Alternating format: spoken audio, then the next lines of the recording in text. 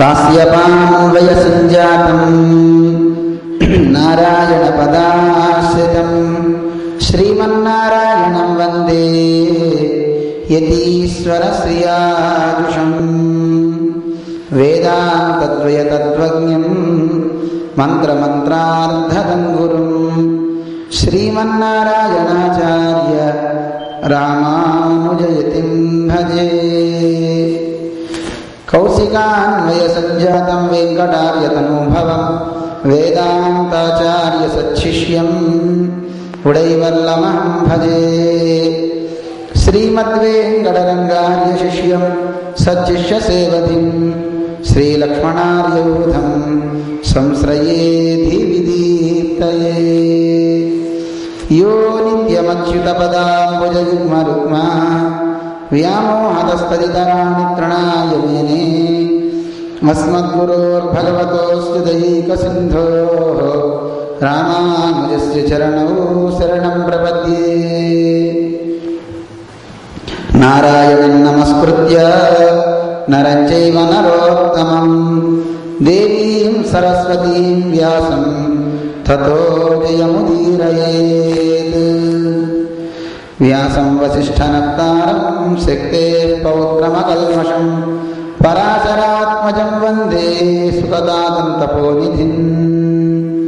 యం ప్రవ్రజంతమనుపేతమపేతకృత్యం ద్వైపాయనో విరహకాతర ఆజుహావ పుత్రేతి తన్మయతయా తరవోభినేదుః తం సర్వభూతహృదయం మునిమానతోస్మి.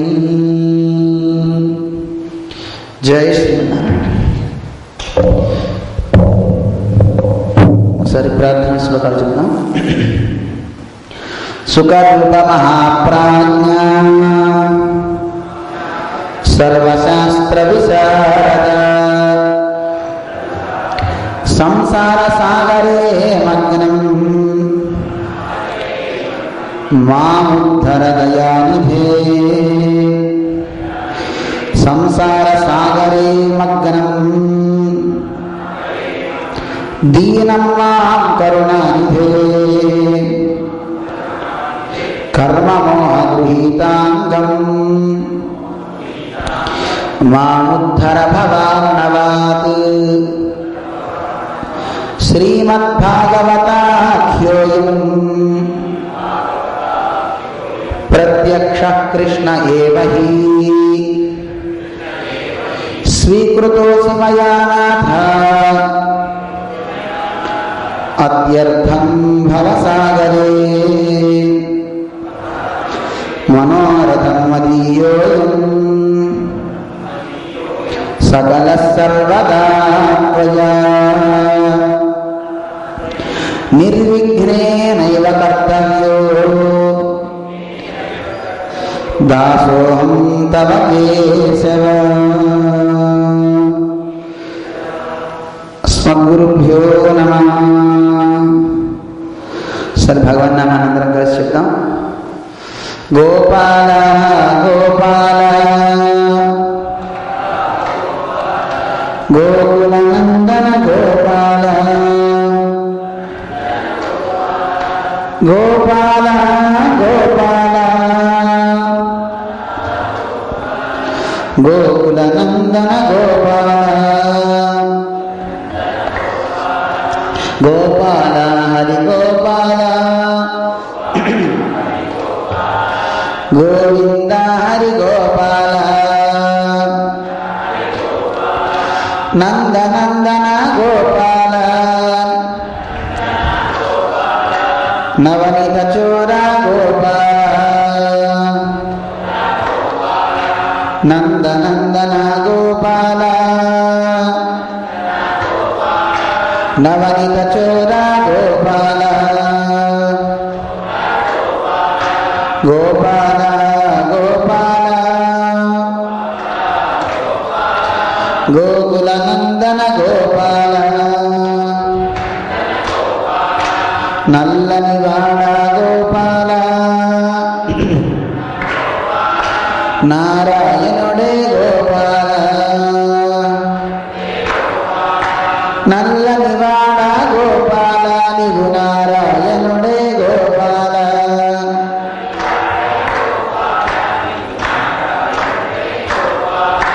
నల్లని వాడ గోపాల నీవు నారాయణుడే గోపాల.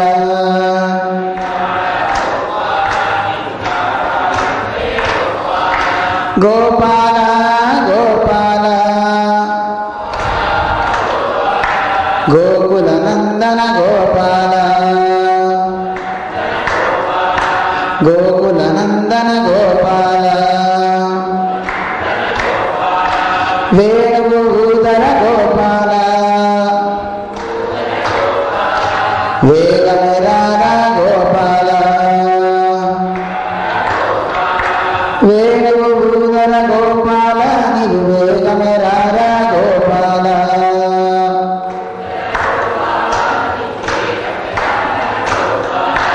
గోపాల గోపాల గోకుల నందన గోపాల. వన్ను తినకుర గోపాల. వన్ను తినకుర గోపాల. వెన్నాలిత్తుర గోపాల. వన్ను తినకుర గోపాల నీకు వెన్నాలిత్తుర గోపాల.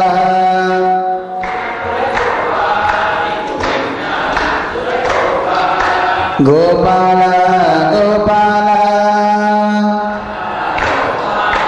గోకుల నందన గోపాల. గోకుల నందన గోపాల. గజ్జలందియలు గోపాల. గజ్జలందియలు గోపాల.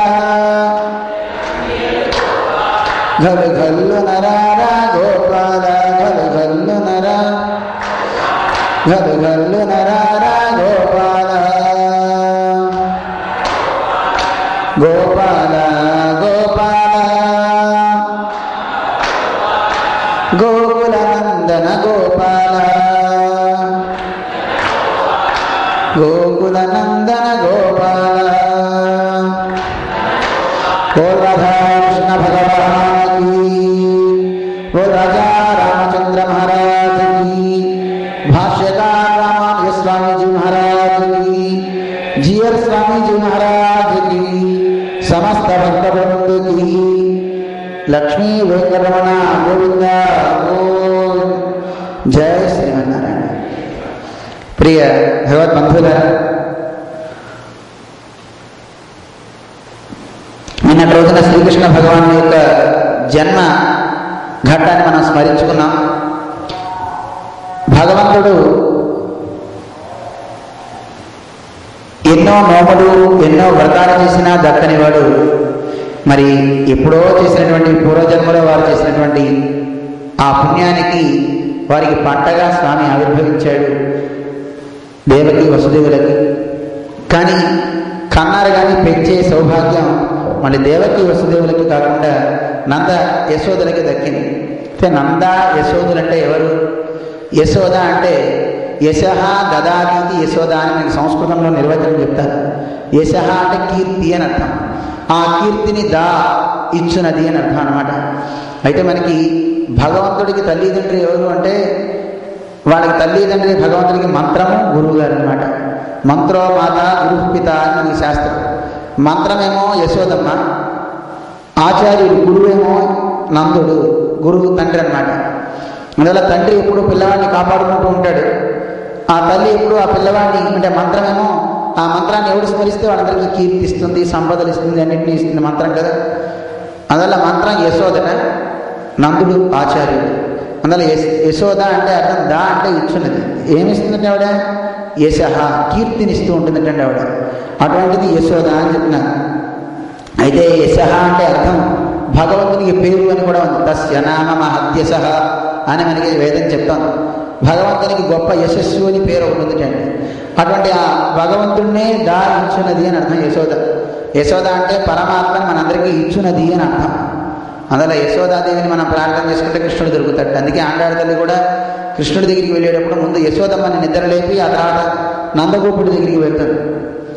అందువల్ల నందుడు అంటే ఎవరు? నందయతీతి నందహ అని చెప్తారు. ఆనందాన్ని అనుభవించేవాడు, ఆనందాన్ని ఇచ్చేవాడు. ఆచార్యుడు కూడా అంతే. పరమాత్మ యొక్క ఆనందాన్ని తాను అనుభవిస్తాడు, తన దగ్గరికి వచ్చిన వారికి ఆ పరమాత్మ ఆనందాన్ని అందరికీ ఇస్తాడు కనుక ఆయన కూడా నందుడు అంటారు. అటువంటి నంద యశోదులు యొక్క వైభవాన్ని మనకి చెప్తారు. ఇద్దరు కూడా మనకి సాక్షాత్తుగా ఆచార్యుడితో సమానము.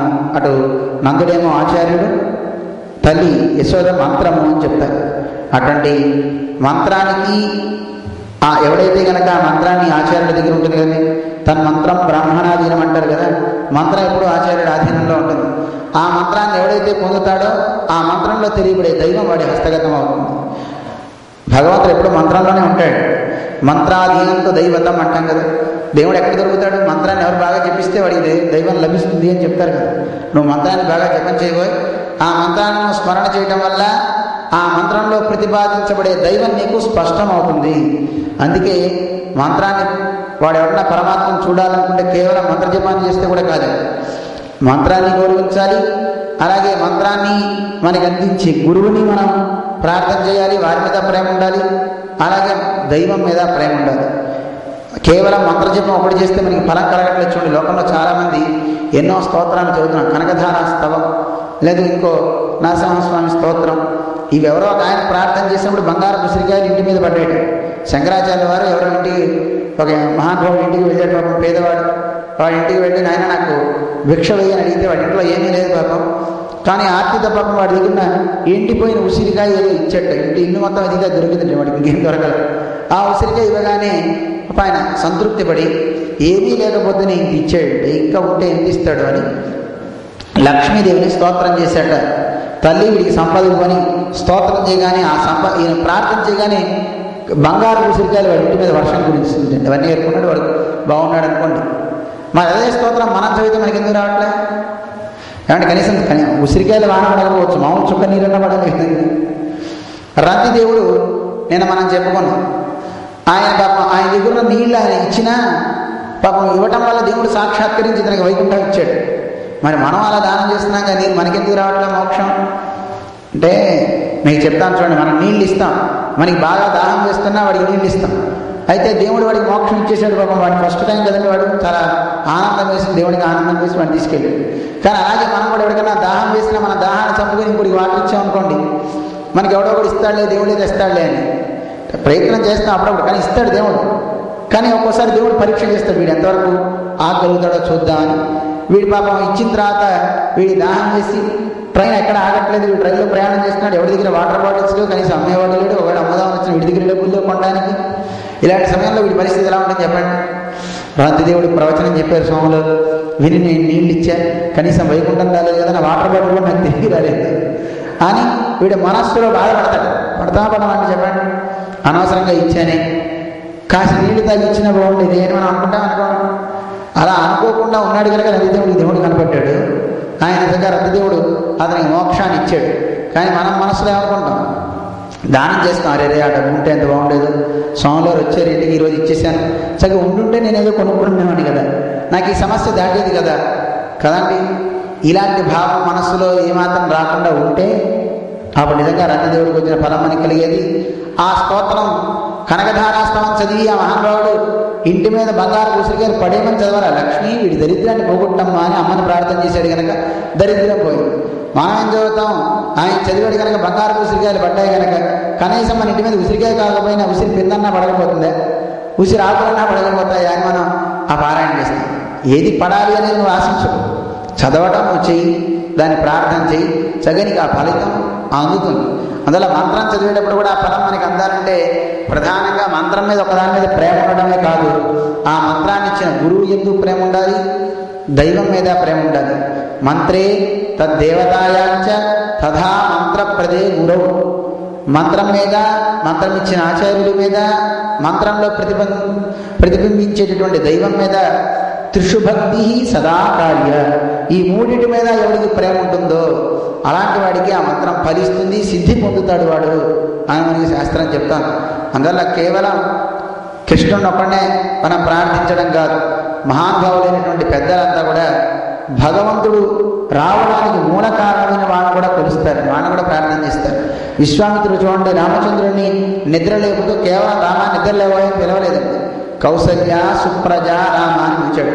రాముడి సౌందర్యాన్ని చూచి ముగ్ధుడై ఏమిటి సౌందర్యం, అసలు ఈ రాముడు పుట్టడానికి కారణమైనటువంటి ఆ తల్లి కదా నిజంగా గొప్పది, ఆవిడ నిజమైన సంతానవతి, సుప్రజ అని పేరు ఆవిడికి పెట్టాలన్నట్టు. కౌసల్యకి పేరేమంటే కౌసల్య కాదు, సుప్రజ అంటే సు అంటే మంచి, ప్రజ అంటే సంతానాన్ని కన్నది అని అర్థం అండి. ఈ రోజుల్లో చాలామంది సుప్రజ అని పేరు పెట్టుకుంటారు, కానీ వాళ్ళకి మాత్రం పుట్టేవాళ్ళని దుర్యోధనుడు దుశ్శాసనుడు కదండి, రావణాసురుడు. కానీ నిజమైన సుప్రజ ఎవరు, మంచి సంతానవతి అంటే ఆ పిల్లవాడు మంచి బుద్ధి కలిగి వాడు చూడడానికి లోకాన్ని మొత్తాన్ని ఆకర్షించేవాడు అయి ఉండాలి, అందరికీ మంచి చేసేవాడు అయి ఉండాలి. అలాంటి పిల్లల్ని కన్నా తల్లి నిజమైన సుప్రజ అన్నమాట. ఏమండి, రాముడి సౌందర్యాన్ని ఆస్వాదిస్తూ ఈవిని కన్నా ఆవిడ ఎందుకు పొగడాలని చెప్పండి. మనం కూడా అర్థం చేస్తాం కదండి. ఇంట్లో ఎవరింటికన్నా వెళ్తే గారెలు తింటుంటే ఏం చెప్తామండి, తినే గారెల యొక్క రుచిని మనం పొగడమండి, గారెలు చేసిన వాడిని పొగుడుతాం కదండి. తినేటప్పుడు గారెలు చాలా బాగుంటాయి, టేస్ట్ ఎంతో అద్భుతంగా ఉంటాయి. గారెలు కావచ్చు, ఇడ్లీలు కావచ్చు, ఏవో ఒకటి తినండి. తిన్నప్పుడు అవి బాగున్నాయనుకో ఏమంటారు, మీరు ఎంత బాగా చేశారో వాడిని పొగుడుతాడు తప్ప పదార్థాన్ని పొగుడుతారా మీరు? అలాగే దైవాన్ని మనం పొగడటంలో రాముడిని అక్కడ విశ్వామిత్రుడు పొగుడుతూ కౌసల్య, ఓ కౌసల్య సుప్రజ, ఎంత నిజమైనటువంటి మంచి సంతానవతి అమ్మ నువ్వు, నీ గర్భం గొప్ప గర్భము అని ఆవిడ్ని పొగుడుతూ రాముడిని లేపెట్టండి, తల్లి సంబోధన చేస్తూ లేపెట్టండి. అలాగే కృష్ణుడిని కూడా మన పెద్దలంతా పొగుడుతూ ఆయన స్తోత్రం చేస్తూ దేవకి పూర్వ సంధ్యాయా ఆవిర్భూతం మహాత్మన, దేవకి యొక్క కడుపు అనేటువంటి తూర్పులో ఉదయించినటువంటి చంద్రుడినా అని ఈయన్ని స్తోత్రం చేస్తున్నారు. చూడండి, కృష్ణుడిని డైరెక్ట్గా స్తోత్రం చేయొచ్చు, ఎందుకు వాళ్ళ అమ్మని స్తోత్రం చేయాలి మధ్యలో? అంటే తల్లి యొక్క ఆ చలవ, ఆవిడ యొక్క గర్భం యొక్క చలవ వల్ల ఈ మహానుభావుడు లోకాన్ని మొత్తాన్ని చల్లగా ఉంచుతున్నాడు, అటువంటి గొప్పవాడు అని పరమాత్మను కూడా చక్కగా చేస్తారు. అంటే దీనివల్ల మనకు అర్థమయ్యేది ఏమిటి, అందించిన పరమాత్మని అందించినటువంటి తల్లిని మనం చూస్తున్నాం, ఆ తండ్రిని మనం పొగుడుతున్నాం. ఆండాడి తల్లి కూడా కృష్ణుని ప్రార్థన చేస్తూ కేవలం కృష్ణుడినే చెప్పలే, నందగోపన్ కుమారన్, నందగోపుని కుమారుడా అని ప్రార్థన చేస్తుంది. అంటే కృష్ణుడికి ఆనందం అంటే వాళ్ళ నాన్న పేరు చెప్పిన, అమ్మ పేరు చెప్పిన. అలాగే దైవానికి కూడా గురువు పేరు చెప్తే ఎంతో ఆనందం అండి.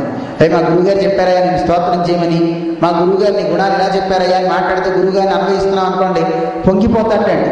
మనం చెప్పే గుణాల్లో అన్ని తప్పులున్నా ఆయన గురువుగారి పేరు చెప్పాం కనుక అయితే మీ గురువుగారు అని మాట చెప్తున్నాం కనుక చాలా ఆనందపడిపోతాడండి. కానీ మనం ఏం చేస్తాం, పెద్దల ద్వారా విన్న మాటలనే మన మాటల్లా చెప్పేస్తున్నాం, అది దేవుడికి నచ్చదు. భగవంతుడికి ఎప్పుడు గురువుగారు చెప్పినట్టుగా గురువుగారి వైభవాన్ని చెప్తూ మనం కనుక ఆయన వైభవాన్ని చెప్తే, భగవంతుడి వైభవాన్ని చెప్తూ ఉంటే ఆయనకు ఆనందం. అందువల్ల మన పెద్దలంతా కూడా దేవకీ వసుదేవుల్ని, తర్వాత ఇక్కడ ఉన్నటువంటి నందగోపుణ్ణి, యశోదని చక్కగా ప్రార్థన చేస్తున్నారు. అందరూ అన్నారు కృష్ణుడు పుట్టారరా, ఎంత గొప్పతనం అంటే ఆ నందుడు ఆ నంద ప్రజానికి మొత్తానికి నాయకుడు కనుక నాయకుడు కుమారుడు పుట్టాడు కనుక ఊళ్ళో అందరూ పండగలు చేసుకుంటున్నారట.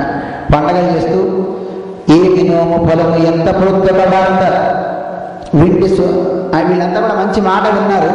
విని మన యశోదమ్మ చిన్న మగవాడిని కన్నదట, చూచి వస్తామమ్మ సుతులారా, రండి అందరం పోదాం, గబగబా వెళ్ళి కృష్ణుని చూద్దామని అందరూ బయలుదేరి వెళ్ళారండి. అలా వాళ్ళంతా అలంకరించుకుని వెళ్తుంటే ఎలా ఉన్నారంటే ఆ నందవ్రజమంతా లక్ష్మీదేవులతో నిండి ఉన్నదా అన్నట్టుగా ఉందండి. వాళ్ళ కొప్పులు, వాళ్ళ యొక్క సింగారం అంతా కూడా చాలా అందంగా చెప్తున్నారు ఈయన మన పోతనామాంసులు గారు. జడగతులను బలు పిరుదులు, చాలా విశాలమైనటువంటి వెనక సౌందర్యం, పిడికెడు నడుము, చాలా సన్నని నడుము కలిగి ఉన్నారు వాళ్ళంతా కూడా. అలా ఉన్నటువంటి వీళ్ళంతా నడిచేటటువంటి నడకలు చాలా చాలా నిదానంగా నడుస్తున్నారట. వీళ్ళంతా చాలా అందంగా నడుస్తున్నారట.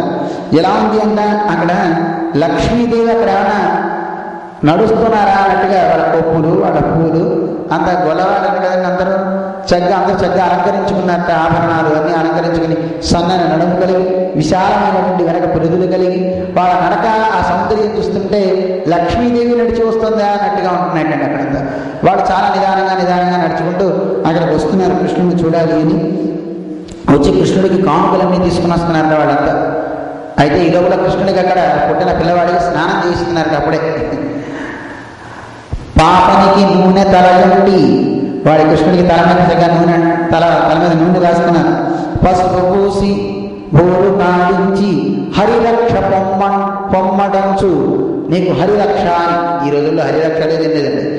ఏదో సినిమా పాట పడుతున్నానని ఏం చేస్తున్నారు తప్ప హరిరక్ష శ్రీరామ రక్ష అనే వాళ్ళే వేరు. పిల్లలకి కాళ్ళ మీద పెట్టుకుని చిన్నప్పుడు మేము చూసేవాళ్ళం పిల్లలకి చేసినప్పుడు స్నానాలు, నీళ్లు మొత్తం అయిన తర్వాత ఒక చెంపితే అది శ్రీరామ రక్ష సర్వజగత్ రక్ష అంటూ నీళ్లు పోసేవారు. ఇప్పుడు రామరక్ష లేదు, ఏ రక్ష లేదండి కదండి. ఎవరన్నా అలా చేస్తున్నారు ఎండల్లో, స్నానం పోయించడం లేదు, ఏం లేదండి. అలాగా వీళ్ళంతా కూడా హరిరక్ష హరిరక్ష బొమ్మటంచు జలములు కొన్ని చుట్టూ రాజుల్ని, చుట్టూ కూడా అలా తిప్పిపోసారండి వాళ్ళంతా కృష్ణుడిని పొగిడారట. వాళ్ళు వెంటనే అలంకారం చేశారు, కృష్ణుడికి ఉయ్యాల్లో వేశారు, వాడిని పడుకోమని ప్రార్థన చేస్తున్నారు కృష్ణుడు. జో జో కమల దళక్షణ జో జో మృగరాజ మధ్య జో జో కృష్ణ జో జో పల్లవకర పద జో జో పూర్ణేందు వరద జో జో అనుచున్. జో జో అని అందరూ కొడుతున్నారు కృష్ణుని. బాబు మామూలుగా ఒకటి కొడితే వాళ్ళు అందరూ వచ్చిన వాళ్ళతో జో జో జో అని కొడుతున్నారు, కృష్ణుడిని నిద్రపుచ్చుతున్నారట. అలా ఎన్నో రకాలుగా కృష్ణుడికి వాళ్ళంతా కూడా ఆభరణాలు తెచ్చి అన్నింటినీ ఇచ్చి స్వామికి చక్కగా అన్ని ఇచ్చారు. కానీ ఎలాంటి వాడు ఈయన కృష్ణుడు అంటే, లోకములు నిద్రపోవగా, లోకాలన్నీ నిద్రపోతున్నా ఈయన నిద్రపోతాడు. మనం నిన్న చెప్పుకున్నాం, అన్ని లోకాలు నిద్రపోతున్నా, లోకాలు నిద్రపోవడం అంటే లోకంలో ఉన్న మనం నిద్రపోతాం. అందరం నిద్రపోతున్నా ఆయన నిద్రపోనివాడు. ఇప్పుడు వీళ్ళంతా పాడే పాటలకి జోగొట్టి పాడగా వీళ్ళంతా పాడే పాటలకు కళ్ళు మూసుకొని నిద్రపోతున్నట్టండి కృష్ణుడు. ఎంత నిద్ర అంటే అసలు కళ్ళు మళ్ళీ తెరవకుండా, ఒళ్ళు మన ఆధీనంలో లేకుండా మనం ఎలా అయితే బాగా నిద్రపోతుంటామో అలా నిద్రపోతున్నట్ట కృష్ణుడు. ఆశ్చర్యపోతున్నారు, అరే అన్ని లోకాలు నిద్రపోయినా, అందరూ నిద్రపోతున్నా ఈయన పడుకోకుండా ఉండేవాడే, ఆయనే పడుకుంటే లోకాలే ఉండవు కదండి. అలాంటి వాడు ఇక్కడ నిద్రపోతున్నట్టుగా ఉన్నాడండి.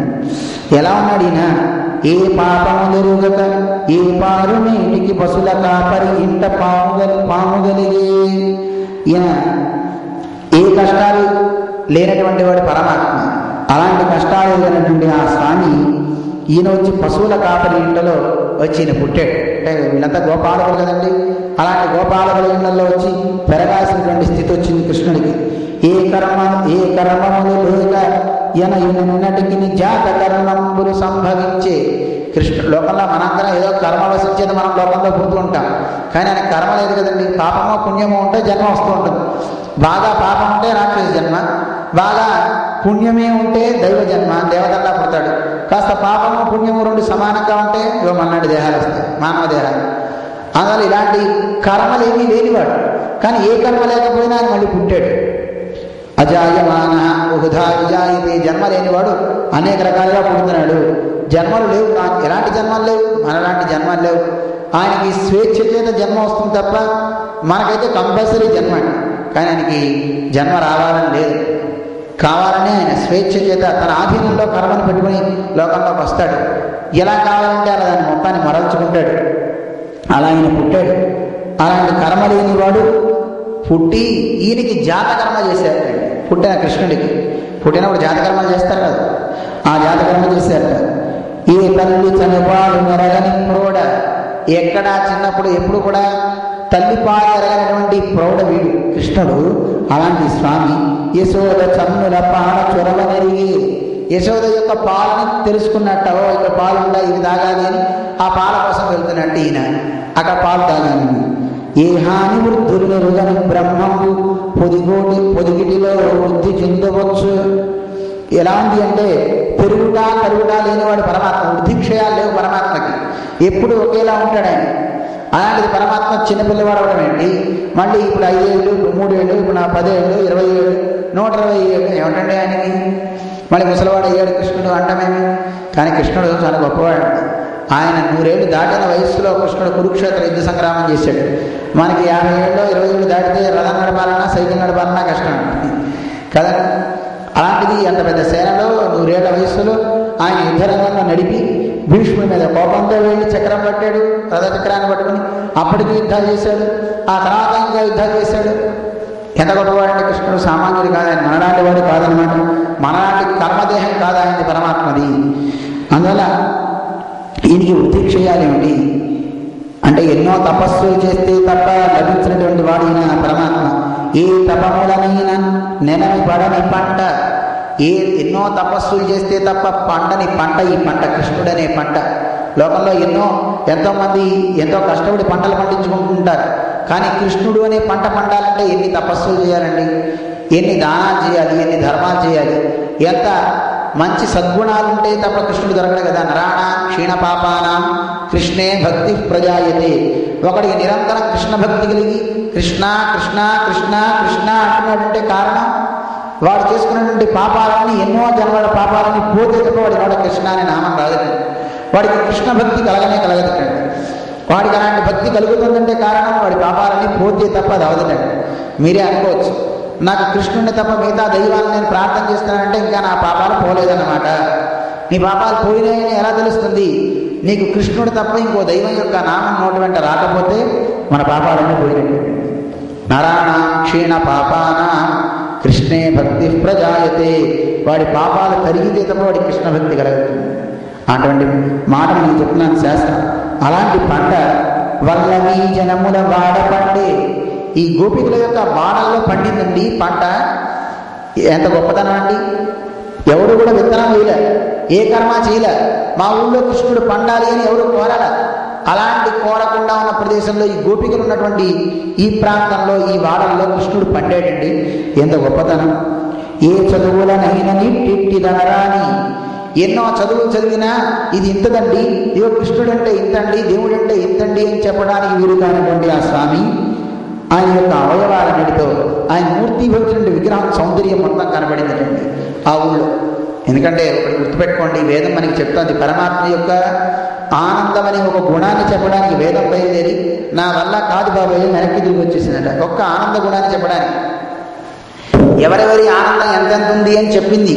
మనుష్యుల ఆనందం కంటే గంధర్వుల ఆనందం ఎంత గొప్ప, వాళ్ళ ఆనందం కంటే వీళ్ళ ఆనందం ఎంత గొప్ప, అందరికీ చెప్తూ ఆఖరికి పరమాత్మ ఆనందం ఎంత గొప్పది చెప్పాలని బయలుదేరిన వేదానికి వల్ల కాలేదండి. వల్ల కాక వెనక్కి తిరిగి వచ్చేసింది వేదం. ఏదో వాచో నివర్తంతే అప్రాప్య మనసా సహా అని వేదమే చెప్పుకుంది. తన వాక్కుతోనూ తన మనస్సుని రెండింటిని కట్టేసుకుని వేదం వెనక్కి వచ్చేసింది పరమాత్మ గురించి చెప్పదాలక. లోకంలో ప్రతివాడు నేను దేవుడి గురించి తెలుసుకున్నానండి అంటాడు. ఎవరైతే దేవుడు నాకు తెలుసు అంటాడో వాడు ఏమీ తెలియని వాడు అని అర్థం. దేవుడిని నేను తెలుసుకోలేదన్నవాడు మాత్రమే నిజంగా తెలుసుకున్నవాడు. అర్థమవుతుంది? భగవంతుడు నేను అన్నీ తెలిసేసుకున్నాను, నాకంతా తెలిసిపోయిందంటే వాడికి ఏం తెలియలేదని అర్థం. అసన్నేవ సభవతి అసత్ బ్రహ్మేది వేద చేత్ అస్తి బ్రహ్మేది చేత్ వేద సంతమేనంతతో విదుహు అని ఒక మాట కూడా మనకి శాస్త్రం చెప్తుంది. దేవుడు ఉన్నాడు అని అంగీకరించిన వాడు ఉన్నవాడు, లేడు అన్నవాడిని లేనివాడు కింద మన పెద్దలు చెప్తారు. అలాగే నేను దేవుడిని చూచేశాను, నాకు దేవుడు బాగా కనబడిపోతున్నాడు అని ఎవడన్నా అన్నంటే వాడి మాట నమ్మకూడదు. ఇప్పుడు చాలామంది లోపల అలాగే కనబడుతున్నారు. ప్రతివాడు ఏం చేస్తాడు, నేను దేవుడిని చూశానండి, నాకు అంతటా దైవం మాట్లాడుతుందండి అంటాడు. దేవుడు విగ్రహ రూపంలో చూస్తే చూడొచ్చు మన దైవాన్ని, ఆ అత్యామూర్తిగా ఉన్న రూపం కనపడడానికి. అలా కాకుండా ఫిజికల్గా నాకు దేవుడు కనపడుతున్నాడు అని చెప్పేవాడు చాలామంది ఉంటారు. చూసారా ఎప్పుడైనా?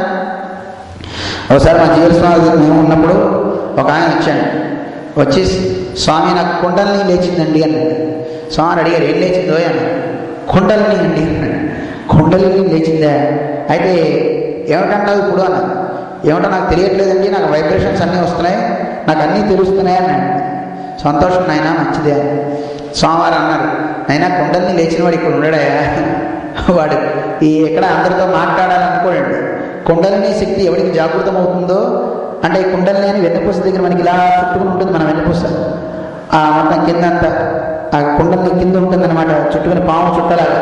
అది యోగం ద్వారా ఎవరికైతే కనుక అది పైకి లేచి సహస్రానం దాకా అది ఎలా వస్తుందో అలా వచ్చిన వాడికి కుండలిని శక్తి జాగృతమైతే వీడికి మంచి జ్ఞాననిష్ఠుడై వాడికి బాహ్య ప్రపంచంతో పడదండి. వీడితో మాట్లాడాలనో లేకపోతే ఇంకోటితో ఏదో చేయాలనో వాడికి ఏం అనిపించదు. ఒకడు ఎవడన్నా నన్ను పొగిడితే బాగుండు అని వాడు అనిపించదు. ఎవడన్నా తిరిగితే నన్ను తిడతాడా అని వాడు ఏడవడు. ఏం పట్టించుకోడు. రోడ్డు మీద తిరిగి పిచ్చివాళ్ళు ఉంటారు చూసారా, ఆ పిచ్చివాడిని మీరు వెళ్ళి ఆయన తిట్టిన వాడికి తెలుస్తుందో తెలియదు. ఒక్కోసారి వాడే తిడతాడండి మళ్ళీ, నన్ను తిడతావా. కానీ వీడు ఏం పట్టించుకోడు. అంతటా భగవతత్వాన్ని తెలుసుకుంటూ ధ్యాననిష్ఠుడై తదేకనిష్ఠుడై ఈ జనాలున్న ప్రదేశంలో వాడు ఉండడండి. నిర్జనుడై ఎవరూ లేనండి నిర్జన ప్రదేశంలో కూర్చుని ఏకాంతంలో ఉండి చక్కగా వాడు ఆ అనుభవాన్ని, ఆ పరమాత్మ అనుభవాన్ని దాన్ని వాడు పొందుతాడు తప్ప అందరిలో ఉండి అందరి ద్వారా నేను ఏదో చేయాలని అనుకోడండి. ఇవాళ పరమాత్మ తత్వాన్ని తెలుసుకోవడం అనేది అందరి వల్ల కాదు. ఆయన తెలుసుకోవాలి అనుకుంటే ఆయన మనకి జ్ఞానం ఇస్తే తప్ప మనకు వచ్చేది కాదు. అందుకే వేదం చెప్తోంది ఈ మాట, యతో వాచో నివర్తంతే. అమ్మో నేను ఆ పరమాత్మ యొక్క ఆనంద రసాన్ని తెలుసుకోలేకపోతున్నా, చెప్పలేకపోతున్నా, అందుకే నేను నోరు కట్టేసుకున్నా. నోరు కట్టేసుకోవడం కాదు, అప్రాప్య మనసా సహా, మనస్సుతో సహా వచ్చేసింది. ఏమిటి మనస్సుతో రావడం అంటే ఇక్కడ అర్థం తెలుసుకోవాలి మనం. ఒక్కోసారి మౌనవ్రతం అని మనం దీక్షలు చేస్తూ ఉంటాం చూడండి. నేను ఈరోజు మౌనవ్రతం అండి అంటాడు. మౌనవ్రతం అంటాడు, అన్ని సైకిల్ చేస్తుంటాడు. అంటే రేపు మాట్లాడతా ఈరోజు మాట్లాడంటాడు. ఇదే మౌనవ్రతం అంటే దాన్ని మౌనవ్రతం అంటారు, ఆ సైకిల్ వ్రతం అంటారు. అంటే వాడు అన్ని సైకిల్ చేస్తాడు, అంటే వాడి మనస్సులో అన్ని రికార్డ్ అవుతూ ఉంటాయి. వాడు మౌనవ్రతం. కానీ ఎవడన్నా చేయకూడని పని చేస్తున్నాడు అనుకోండి, వాడి మనస్సులోనే వండిపోతుంది. వీడు వచ్చేస్తున్నాడు, ఆ పని చేసేస్తున్నాడు, ఈ పని చేసేస్తున్నాడు, మనస్సులో మొత్తం అంతా అనుకుంటుంటాడు. దానికన్నా మాట్లాడితే ఒక మాటతో పోతుందండి హాయిగా కదా అండి. మౌనవ్రతం అంటే మనస్సు కూడా వాడికి ఏ మాత్రం పని చేయకుండా ఉండాలి, అంటే మనస్సులో కూడా ఏం ఊహించకుండా ఉండాలి. కొంతమంది మాట్లాడతారు, మాట్లాడకుండా మనస్సులో ఇలా ఉన్నాయి. ఇప్పుడు చూడండి, మీరు అంతా కూర్చున్నారు, కూర్చున్న వాళ్ళందరూ నోటితో మాట్లాడకపోవచ్చు, కానీ మనస్సుతో ఎంత మాట్లాడుకుంటారండి. మాట్లాడుకుంటారా మాట్లాడుకోదు చెప్పండి. ఆ మాటలు అనేక రకాలు, ఒకటి తెగడతా, ఒకటి పొగడతా, ఇంకోటి తెగడతా, ఏమైనా ఉండొచ్చు, తిట్లు ఉండొచ్చు, ఏమైనా ఉండొచ్చు. మనసులో భావాలు ఒక్కొక్కరికి కొల్లాలి కదా. ఆ మనస్సులో ఉండే భావాలతో మనస్సుని పైకి నవ్వుతూనే ఉంటాం, కానీ మన మనసులో ఏముంటాయో తెలియదు. అందువల్ల నోరు కట్టేసినా మనస్సు కట్టేసుకోలేడు. అందుకని వేదం ఒకవేళ ఆయన ఆనందరసాన్ని నేను నోటితో చెప్పలేకపోయినా మనస్సు ఏమైనా ఊహిస్తుందేమో అని మనస్సును కూడా కట్టేసించండి. మనస్సా లాక్ చేసేసుకో, నువ్వు కూడా ఏం చెప్పలేవు. ఎందుకంటే మనస్సును కట్టేసుకోకపోతే వాక్కు కట్టేసినా లాభం లేదండి, వచ్చేస్తుందండి. ఇంకా ఆ మనస్సును కూడా కట్టేసుకుని వచ్చేసించండి. అందువల్ల పరమాత్మని నువ్వు తెలుసుకోవాలి అనుకుంటే నీ మేధ చేత కానీ మిగతా వాడి చేత కానీ తెలియబడేవాడు కాదు. నా మేధయ నా బహునా శృతేనా, వేదం చెప్తున్న మనకి ఈ మాట. భగవంతుడు తెలవాలి, ఆయన తెలియాలి అంటే మనకి బాగా ఆయన గురించి వినాలి, శ్రవణం చేయాలి. శ్రవణం చేసిన తర్వాత ఆయన కథల్ని మననం చేయాలి, మనస్సులో ఎప్పుడు మననం చేయాలి. మననం చేసిన తర్వాత దాన్ని ధ్యాన నిష్ట ఏర్పడుతుంది, నిధిధ్యాస అంటారు. చూడండి, ఏదైనా ఒక వస్తువుని బాగా చూసిన తర్వాత చూచిన దాన్ని మళ్ళీ మనం గుర్తు చేసుకున్నాం అనుకోండి, మళ్ళీ మనకి కనపడుతుందా కనపడదు.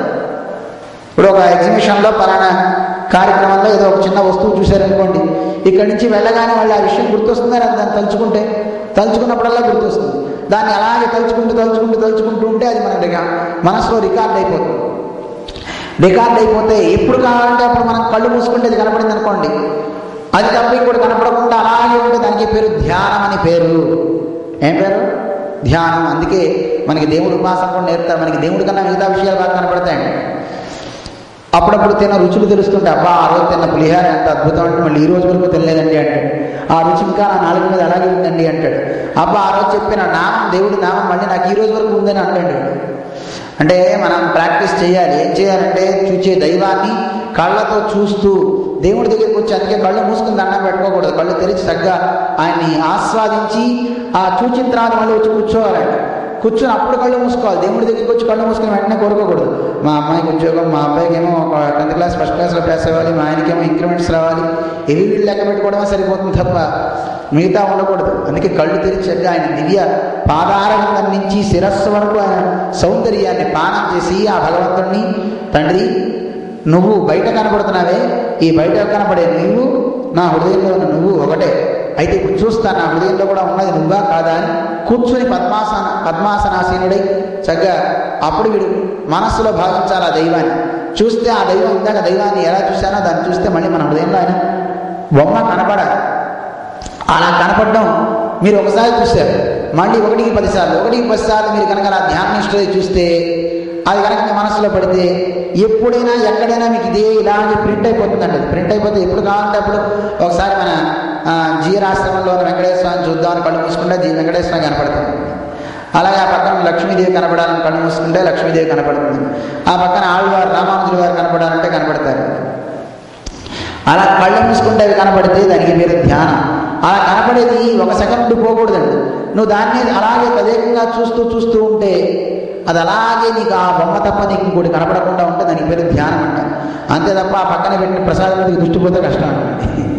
దేవుడిని చూడాలి, దేవుడి పక్కన ఉన్న గాలిలో భూమిలో దృష్టి అడిపోవద్దు, ఆయన మీదే దాని మీదే ఉండాలి. దానికే పేరు ధ్యానం అంటారు. అందువల్ల కేవలం వీటి వల్ల లభిస్తాడు, కానీ ఇంత మాత్రమే అనుకోవడానికి కూడా వీలు లేదు. నా మేధయ నా బహునాశ్రుతేన.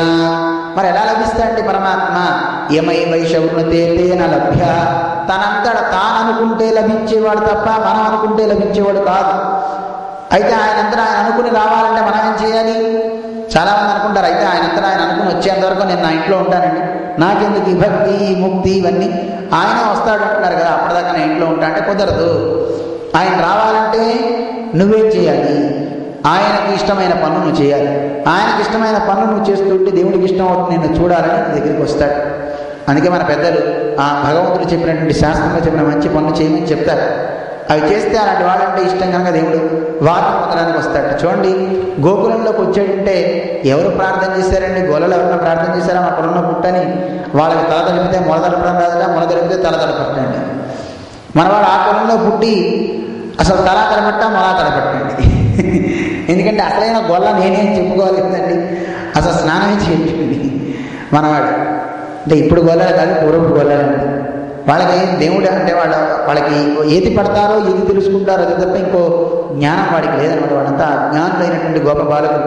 అలాంటి వారి మీద అవ్యాజమైన ప్రేమ కలిగి పరమాత్మ వాళ్ళ కొరంలో ఆవిర్భవించాడు. చూడండి, అందువల్ల వేదం చదివి వీటన్నిటి ద్వారా తెలియబడేటువంటి ఆ స్వామిని తెలుసుకుని ఇది ఇంతే అని చెప్పడానికి వీలు కాని పరమాత్మ దేహధారి అయి ఈ గోకులంలో పుట్టాడు అని మన పెద్దలంతా కీర్తిస్తున్నారన్నమాట స్వామిని. అలా స్వామి పుట్టిన తర్వాత చాలా ఆనంద వేడుకలన్నీ చక్కగా జరిగినాయి.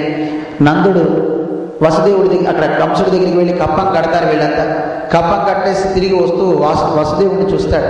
వసుదేవుడిని చూచిన తర్వాత వసుదేవుడు చెప్తాడు, అయ్యా నీకు అక్కడ పిల్లవాడు క్షేమమా అన్నీ అడుగుతాడు. అన్నీ అడిగిన తర్వాత అక్కడ చాలా ఉత్పాతాలు కలిగేలా ఉన్నాయని అర్జునుగా ఇక్కడి నుంచి తొందరగా బయలుదేరి శీఘ్రంగా వెళ్ళు అని చెప్పగానే ఈయన వసుదేవుడు బయలుదేరి వెళ్తాడు. అలా వెళ్ళగానే అక్కడ చనిపోయి పడినటువంటి ఒక పెద్ద దేహాన్ని చూచేట వసుదేవుడు. ఎవరిది అది దేహం? పూతన, రాక్షసి, రుధిరాశని, బాలఘ్ని. వ్యాసుడు చాలా అందంగా తిడతాడండి. బాలఘ్ని ఎంతమంది పిల్లల్ని చంపిందో, అది రుధిరాశని, రుధిరం నెత్తురు ఎంత తాగిందో, ఎంతమంది పిల్లలు నెత్తురు తాగేసిందో, అందరికీ తన యొక్క స్తనాలకి విషాన్ని పూసుకొని అందరి బిడ్డలకి ఆ విషపానాన్ని ఇచ్చేసి అందరినీ చంపేస్తుందట ఈ పూతన. రాక్షసి, రుధిరాశని, బాలఘ్ని ఎంతోమంది పిల్లలందరినీ చంపేసిందంటే, చంటి పిల్లలంటే ఎంత ముద్దొస్తారంటే అలాంటి పిల్లలకి ఏమైనా చేయాలి, ముద్దులాడాలనిపిస్తుంది తప్ప అటువంటి పిల్లల్ని పట్టుకుని అందరినీ చంపేస్తుంది వీడు. కంసు పంపున బాలఘాతిని పూతన పల్లెల మందల పట్టణముల నినెల్లచో బాలహింస గావించుచు జనుచు నెవ్వని పేరు శ్రవణ వీధి పడిన ఎంతన సర్వభయ నివారణమగునట్టి దైత్యాంతకుండు అవతరించియున్న నందుని పల్లెకొకనాడు కేచరి వచ్చి. ఎవడి ఊళ్ళో కృష్ణుడున్నాడో అలాంటి ఆ పరమాత్మ ఉన్నటువంటి ఊరికి వచ్చిందండి. చావు పుడితే ఇలాగ వెతుక్కుంటూ వస్తారు. ఈ పూతన కూడా వెతుక్కుంటూ కేచరి ఆకాశ గమనమై ఈ ఊరికి వచ్చిందట. వచ్చి కేచరి అయ్యి అక్కడికి వచ్చి తన యొక్క మాయా శక్తిని చూపిస్తూ ఈవిడ మాయా రూపిణ్ణి ధరించిందండి. చాలా ఎంత అందంగా తయారైందంటే ఈవిడ క్రాలు కన్నులు గుబ్బ చన్నులనందు వందని చందురంగోలు మోమును గల్లు. చిందమామ లాంటి అందమైనటువంటి మొహాన్ని పెట్టుకుందట.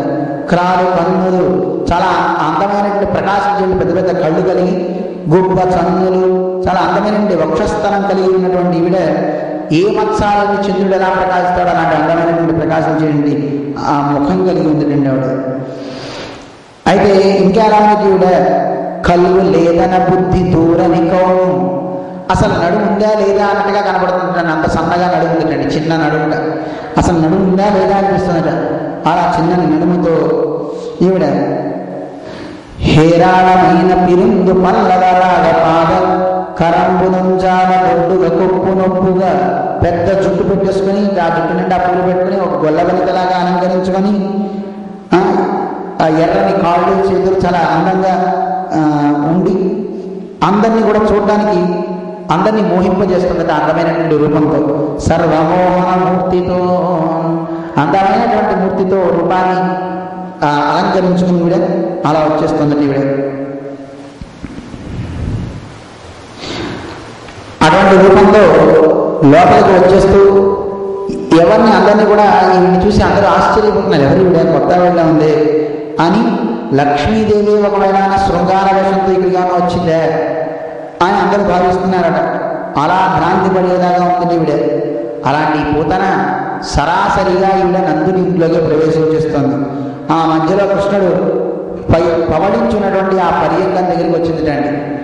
పర్యంకం దగ్గరికి వచ్చేసి అందరూ చూస్తుండగా కృష్ణుడి దగ్గరికి చూసింది. ఎలా ఉన్నాడంటే కృష్ణుడు ఇక్కడ పోతన మంచులు వారు చాలా చక్కగా చెప్తున్నారు.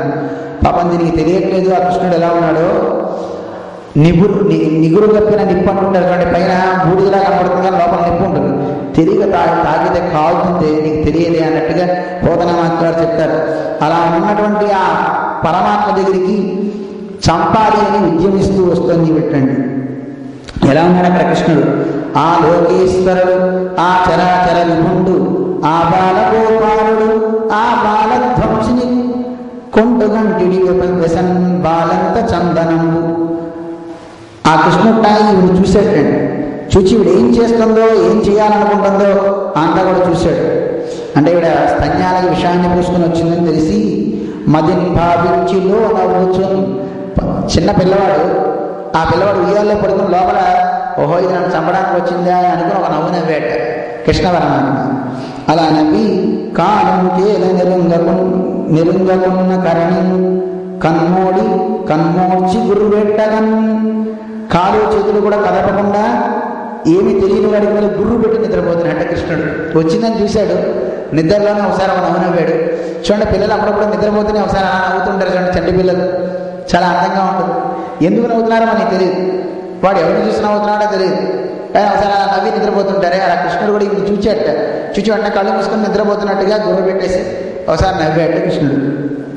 అలాంటి ఈవిడ అక్కడికి వచ్చి కృష్ణుడితో అంటుందట, ఆయన చను నీకు గుడుపు జాలి చనువారు లేదు. నీకు ఇక్కడ పాలు ఇవ్వాలి అంటే దానికి కావాల్సిన సమర్థత కలిగినటువంటి పాలిచ్చే శక్తి కలిగిన వాడి గోకులంలో ఎవరు లేరు అందనండి అని నీకు చక్కగా ఇవ్వాలి అని నాకుంది అని ఇక్కడ నీకు పాలిస్తాను అని వచ్చిందండి. వస్తే నా పాలు కనుక కొంచెం ఒక బుట్టు తాగి ఉంటే చాలు, నా చనుబాలుగా గురుక్కెడు వచ్చని కుమార త్రాగు నెయ్యును పిదపన్. ఒక కొంచెం కనుక తాగి ఉంటే ఆ తర్వాత నీకు తెలుస్తుంది నా పాల మహిమ అంటుంది. తాగితే ఈవిడ ఈ కృష్ణుడి మహిమ తెలియాలి ఈవిడికి. నీ చిలువ మెరుగవచ్చు నా చిలువ సఫలమగు నల్లిన దళాక్ష. ఓ అందమైన కళ్ళు కలిగిన వాడా, నా అందం ఏమిటో అప్పుడు నీకు తెలుస్తుంది. అందువల్ల నువ్వు ఒకసారి నాకు ఆ ఛాన్స్ ఇవ్వరా అంటూ ముద్దులు ఆడుతూ కృష్ణుడి దగ్గరికి వచ్చిందంటే పోతాను. అక్కడ యశోద రోహిణి వీళ్ళంతా అభ్యంతరం పెట్టాకమ్మా, నువ్వెవరో తెలియదు, వనిత ముట్టకమమ్మ, మా పిల్లవాడిని ముట్టుకోకు, నువ్వెవరో తెలియదు, ఎక్కడి నుంచి వచ్చావో తెలియదు, నువ్వు పాలిస్తా అంటే ఏమిటి అని వాళ్ళంతా కూడా ఇలా వద్దు అని చెప్తే మాయ చేసిందట ఈవిడ. చేసేసి వాళ్ళందరినీ తప్పించి బాలునికి నేను పాలిస్తాను అని తీసుకోగానే కృష్ణుని తీసుకుని ఆ పక్కకి ఎక్కడికో వెళ్ళిపోయింది అండి ఈవిడ. వెళ్ళిపోగానే అక్కడ సరే పాలు తీసింది, పాలు ఇవ్వబోతోంది. వెంటనే మనవాడు పాలు తాగడానికి ఈవిడ ఇవ్వగానే వెంటనే ఆ పాలని తగ్గ ఆ స్తన్యాన్ని నోట్లో పెట్టుకుని దాన్ని ఏం చేశాడు, గట్టిగా పట్టుకుని పీడించి కబడించి గుట్టుగా గుట్టుకు మనసు వాటిని గుటకలు వేస్తూ వాటి మొత్తాన్ని ఒకసారి స్తన్యాన్ని గట్టిగా లాగాట. అయితే పాలు తాగరాని ఇస్తే పాలతో పాటు ప్రాణాలు కూడా తగ్గట్టండి మనవాడు. ఆ విషం పూసుకుని స్తన్యానికి ఇచ్చింది కదా, దాన్ని మొత్తం తీసుకున్నాడు. ఇది ఒక్కసారి దాని ప్రాణాలన్నీ పోయినాయి. పోతూ ఒరే నాయన నీ పాలు ఇవ్వరా బాబు, చన్ను విడువు చాలు అనొచ్చు. ఒరే నీకు పాలు ఇవ్వరా బాబు, ఇక చాలా నాయన వదలరా బాబు అంటే వదలండి. అలా పట్టుకుని ఆ స్తన్యాన్ని పట్టుకుని ఇంకా లాగుతూనే ఉన్నాడు, ఇంకా పీగుతూనే ఉన్నాడు, తాగుతూనే ఉన్నాడు. అసలు అలా ప్రాణాలని లాగేస్తాడు కృష్ణుడు. ఇది ఇక ఆ మంట తట్టుకోలేక ఒక్కసారి నేల కూలిందిటండి. ఆ కూలేసరికి నిజరూపంలో పడిపోయింది. ఎలా ఉందని దాని యొక్క అరుపుకి అదిరం కొండల తోడ భూమి మీద ఉన్నటువంటి కొండలు అన్నీ కూడా అదిరిపోయినటువంటి ఇది కింద పడగానే పోతన గ్రహతారా నీకములు ఇంటిపై బెదరై గ్రహాలు నక్షత్రాలు ఇవన్నీ పైన కూడా ఒకసారి అమ్మో అని భయపడిపోయినాయి. బెదరన్ దిక్కుల మారు మోదలసజన్ భీతిల్లి లోకంబులం కదలం భార్యను వజ్ర భిన్నగిరి రేఖం పూర్వదేహంబుతో త్రిదశధ్వంసిని కూది కుయ్యిడిన. అది కింద పడిపోయి ఆనందండి కుయ్యి అని పడిపోయిందండి ఈ పూతన. తన నిజరూపాన్ని ధరించింది, చాలా పెద్ద దేహాన్ని ధరించి అలా గట్టిగా ఘోష చేస్తూ గట్టిగా అరుస్తూ కింద పడిపోయింది. ఆ స్తన్యం మీదే పడుకొని అక్కడే ఆడుకుంటున్నట్టు ఈయన కృష్ణుడు. అప్పుడు వాళ్ళ అమ్మ అందరూ వచ్చారు, చూచి అయ్యో ఏమిటి ఇలా అయిపోయింది అని. దానికి ఎలా ఉందో ఆ రాక్షసి యొక్క వర్ణన చేస్తున్నారు పోతనామాచులు గారు. చాలా పెద్ద దేహంతో ఉందిటండి పూతన. ఎలా ఉంది ఇవిడంటే దారుణ లాంగూల దండ దంతంబులు, దాని దంతాలు ఒకటి కూరలాగా కింద దూరాలు ఉన్నటువంటి, దాని పళ్ళు చాలా పెద్ద పెద్దగా ఉన్నాయండి. దాని ముక్కుడు రంధ్రాలు ఎలా ఉన్నాయంటే పెద్ద పెద్ద కొండ గుహల్లా ఉన్నాయండి. కొండ గుహలు చూస్తాం కదా మనం, అంత పెద్ద పెద్ద ముక్కు రంధ్రాలు ఉన్నాయండి. ఇక దాని వక్షస్థలం చూస్తే ఆ రాతి బండలు ఎలా అయితే ఉంటాయో అలా రాతి బండల్లా ఉన్నాయి. దాని యొక్క తల వెంట్రుకలన్నీ కూడా ఎర్రని ఎర్రని జుట్టు ఉంటుంది కదండి, తాటి టెంకాయ నిన్న చెప్పుకున్నాం చూసారా, చీకేసిన తాటికాయ టెంకాయ యొక్క పైన పీచులాగా దాని జుట్టు మొత్తం ఉందిటండి. ఇంకా దాని కళ్ళు చీకటి నూతుల జనయను నేత్రంపులు, దాని నేత్రాలు చీకటి బావులు ఉంటాయి చూసారండి, బావులు నీళ్ళతోడే బావులు, అక్కడ దీపాలు చీకట్లో లోపలికి లా ఉంటాయి చూసారు, అలా ఉంటే దాని కళ్ళు లోపలికి లా పోయి ఉన్నాయండి. అలాంటి కళ్ళు కలిగి ఇలా ఉన్నటువంటి ఈ భయంకరమైనటువంటి ఈ రాక్షసిని చూచారు గోకులంలో ఉన్న వాళ్ళంతా. కృష్ణుని తీసుకువెళ్ళి ఒకసారి భయంతో అందరూ మూర్చిపోయారు. ఎవరో కృష్ణుని తీసుకెళ్ళిపోయింది ఏమైపోయిందో అని అందరూ ఒకసారి మూర్చపోయారు. మూర్చపోయిన తర్వాత కొంతసేపటికి లేచారు అందరూ. మన యశోదమ్మ, రోహిణి వీళ్ళంతా కలిసి గబగబా కృష్ణుడి దగ్గరికి వెళ్ళారు. వెళ్ళి ఆ కృష్ణుడి పైన అక్కడ లీలగా ఆడుతూ అక్కడ ఉన్నట్ట పిల్లవాడు ఏమాత్రం భయపడకుండా చక్కగా ఉన్నాడు. అలా ఉన్నటువంటి ఆయన అసలు ఎలాంటి వాడు ఈయన ఎవరు చంపుతారు కనుక, ఈయన ఎక్కడ ఉంటాడు? ఈయన విషధరీపు గమనునికి విషాన్ని కలిగి ఉన్నటువంటి పాముకి, సర్పానికి శత్రువు ఎవరు? గరుత్మంతుడు. ఆ గరుత్మంతుడే వాహనంగా చూసుకున్నవాడు ఈయన. ఈయన విషం ఏం చేస్తుందండి? అదే కాదు, విషగడ సకునికి విషం గళంలో కలిగినటువంటి వాడు శంకరుడు. ఆ శంకరుడికి స్నేహితుట. అదిగాక తాతగారని చెప్తారండి. శంకరుడికి తండ్రి బ్రహ్మ, బ్రహ్మకి తండ్రి నారాయణుడి కనుక తాతగారు కదండి. మరి మనవడే విషం దాగి గళంలో పెట్టుకుంటే మరి తాతనే నేనేం చేయాలని ఒళ్ళంతా వాళ్ళు పెట్టుకున్నటువంటి విషయాన్ని അങ്ങനെ అంత ఈయన తాతగారు. ఈయన ఏం చేస్తున్న విషయం? అదే కాదు, విషభవ భవ జనకునికి, విషం అంటే నీరని కూడా అర్థం. ఆ నీటిలో పుట్టినవాడు విషభవుడు అంటే బ్రహ్మ. ఆ పద్మం నీళ్ల నుంచి పుట్టేది పద్మం కదండి. ఆ పద్మం నుంచి పుట్టినవాడు బ్రహ్మ. అటువంటి బ్రహ్మనే పుట్టించినవాడు, ఈ లోకంలో అందరినీ పుట్టించే బ్రహ్మ కదండి. ఆ బ్రహ్మనే పుట్టించినవాడు ఈయన.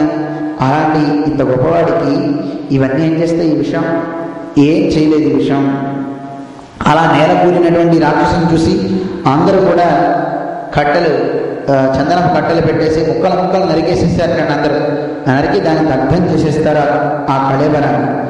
అయితే ఆ కళేబరాన్ని దగ్ధం చేయడం వల్ల మంచి సువాసనలు వెదజల్లేటువంటి, అక్కడ చాలా మంచి మంచి వాసనలు వస్తున్నాయి. ఎందుకు ఈ వాసనలు వస్తున్నాయి అంటే శ్రీశుకుడు చెప్తున్నాడు, దీనికి ఇంత మంచి సువాసన, దాని శరీరానికి వాసన రావడానికి గల కారణం కృష్ణ స్పర్శ. కృష్ణుడి యొక్క స్పర్శ ఎవడుకుంటే వాడి మనస్సులో ఎంత విషపూరితమైన, ఇప్పుడు విషం రాసుకుని వచ్చింది కానీ విషాన్ని కలిగిన వాళ్ళు చాలామంది ఉంటారండి. మనస్సులో ఎంత పెద్ద విషం ఉంటుందండి.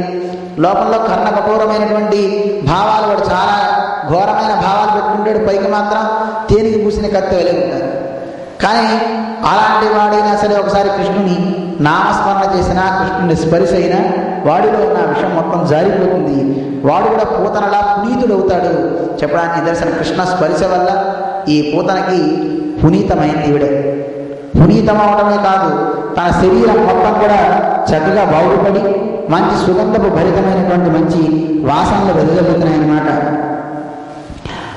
అటువంటి గొప్ప భావం. అసలు దీని గురించి మన పెద్దలంతా ఒకటి చెప్తుంటారు.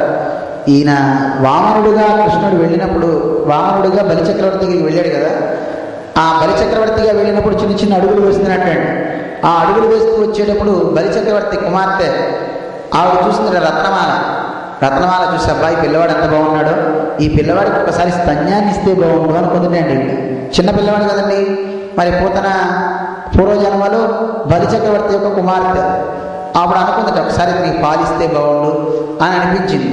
అంత ముద్దొస్తున్నాడు పిల్లవాడు, చిన్న పిల్లవాడు, పొట్టిగా ఉన్నాడు, 2 అడుగులు వేసుకుంటూ చిన్న చిన్న తడబడుతూ వేస్తున్నాడు. మనం చెప్పుకున్నాం మన వామన చరిత్రలో. అలాంటి ఆ అందగాడైనటువంటి పిల్లవాడిని చూసి ఇలా అంటూగానే ఇంతలోనే వాళ్ళ నాన్న ఇచ్చినటువంటి వరాన్ని ఆయన ధిక్కరించి 2 అడుగులతో లోకాలను కొలిచేస్తే కోపం వచ్చి వీడికి పాలు కాదు విషం ఇవ్వాలని అనుకుందండి. ఆవిడే ఈవిడ స్తన్యానికి విషం పోసుకొని వచ్చింది అని మనకి చెప్తారు. అటువంటిది ఈవిడ రత్నమాల, ఈవిడ బలిచక్రవర్తి యొక్క కుమార్తె, ఈవిడ పూతనగా ఇలా వచ్చింది అని అంటారు. అయితే ఎంత గొప్పదో తెలిసినండి ఈవిడ గురించి చెప్తారు చాలా మంచిగా. కృష్ణుని యొక్క స్పర్శ వల్ల ఈవిడికి చాలా మంచి భావం కలిగింది. హరితనమీదం పదములు కరములు నుడి. విష్ణుమూర్తి శ్రీకృష్ణ పరమాత్మ దాన్ని పాలు తాగుతూ దాని చేత్తో ఇలా ముట్టుకున్నట్టు స్తన్యాన్ని, శరీరాన్ని కాలుతో అటు ఇటు ఆడుతూ కాలుతో దాని శరీరాన్ని అన్నట్టు. అంటే కృష్ణ స్పర్శ పాదాలు తగిలినాయి, చేతులు తగిలినాయి. అలాంటి కరములు, చేతులు, పాదాలు 2 తగలడం వల్ల దానికి ఏమైంది? పరమ గతి వచ్చింది, దానికి మోక్షం కలిగింది కదా. దాని పాపాలన్నీ పోయినాయే.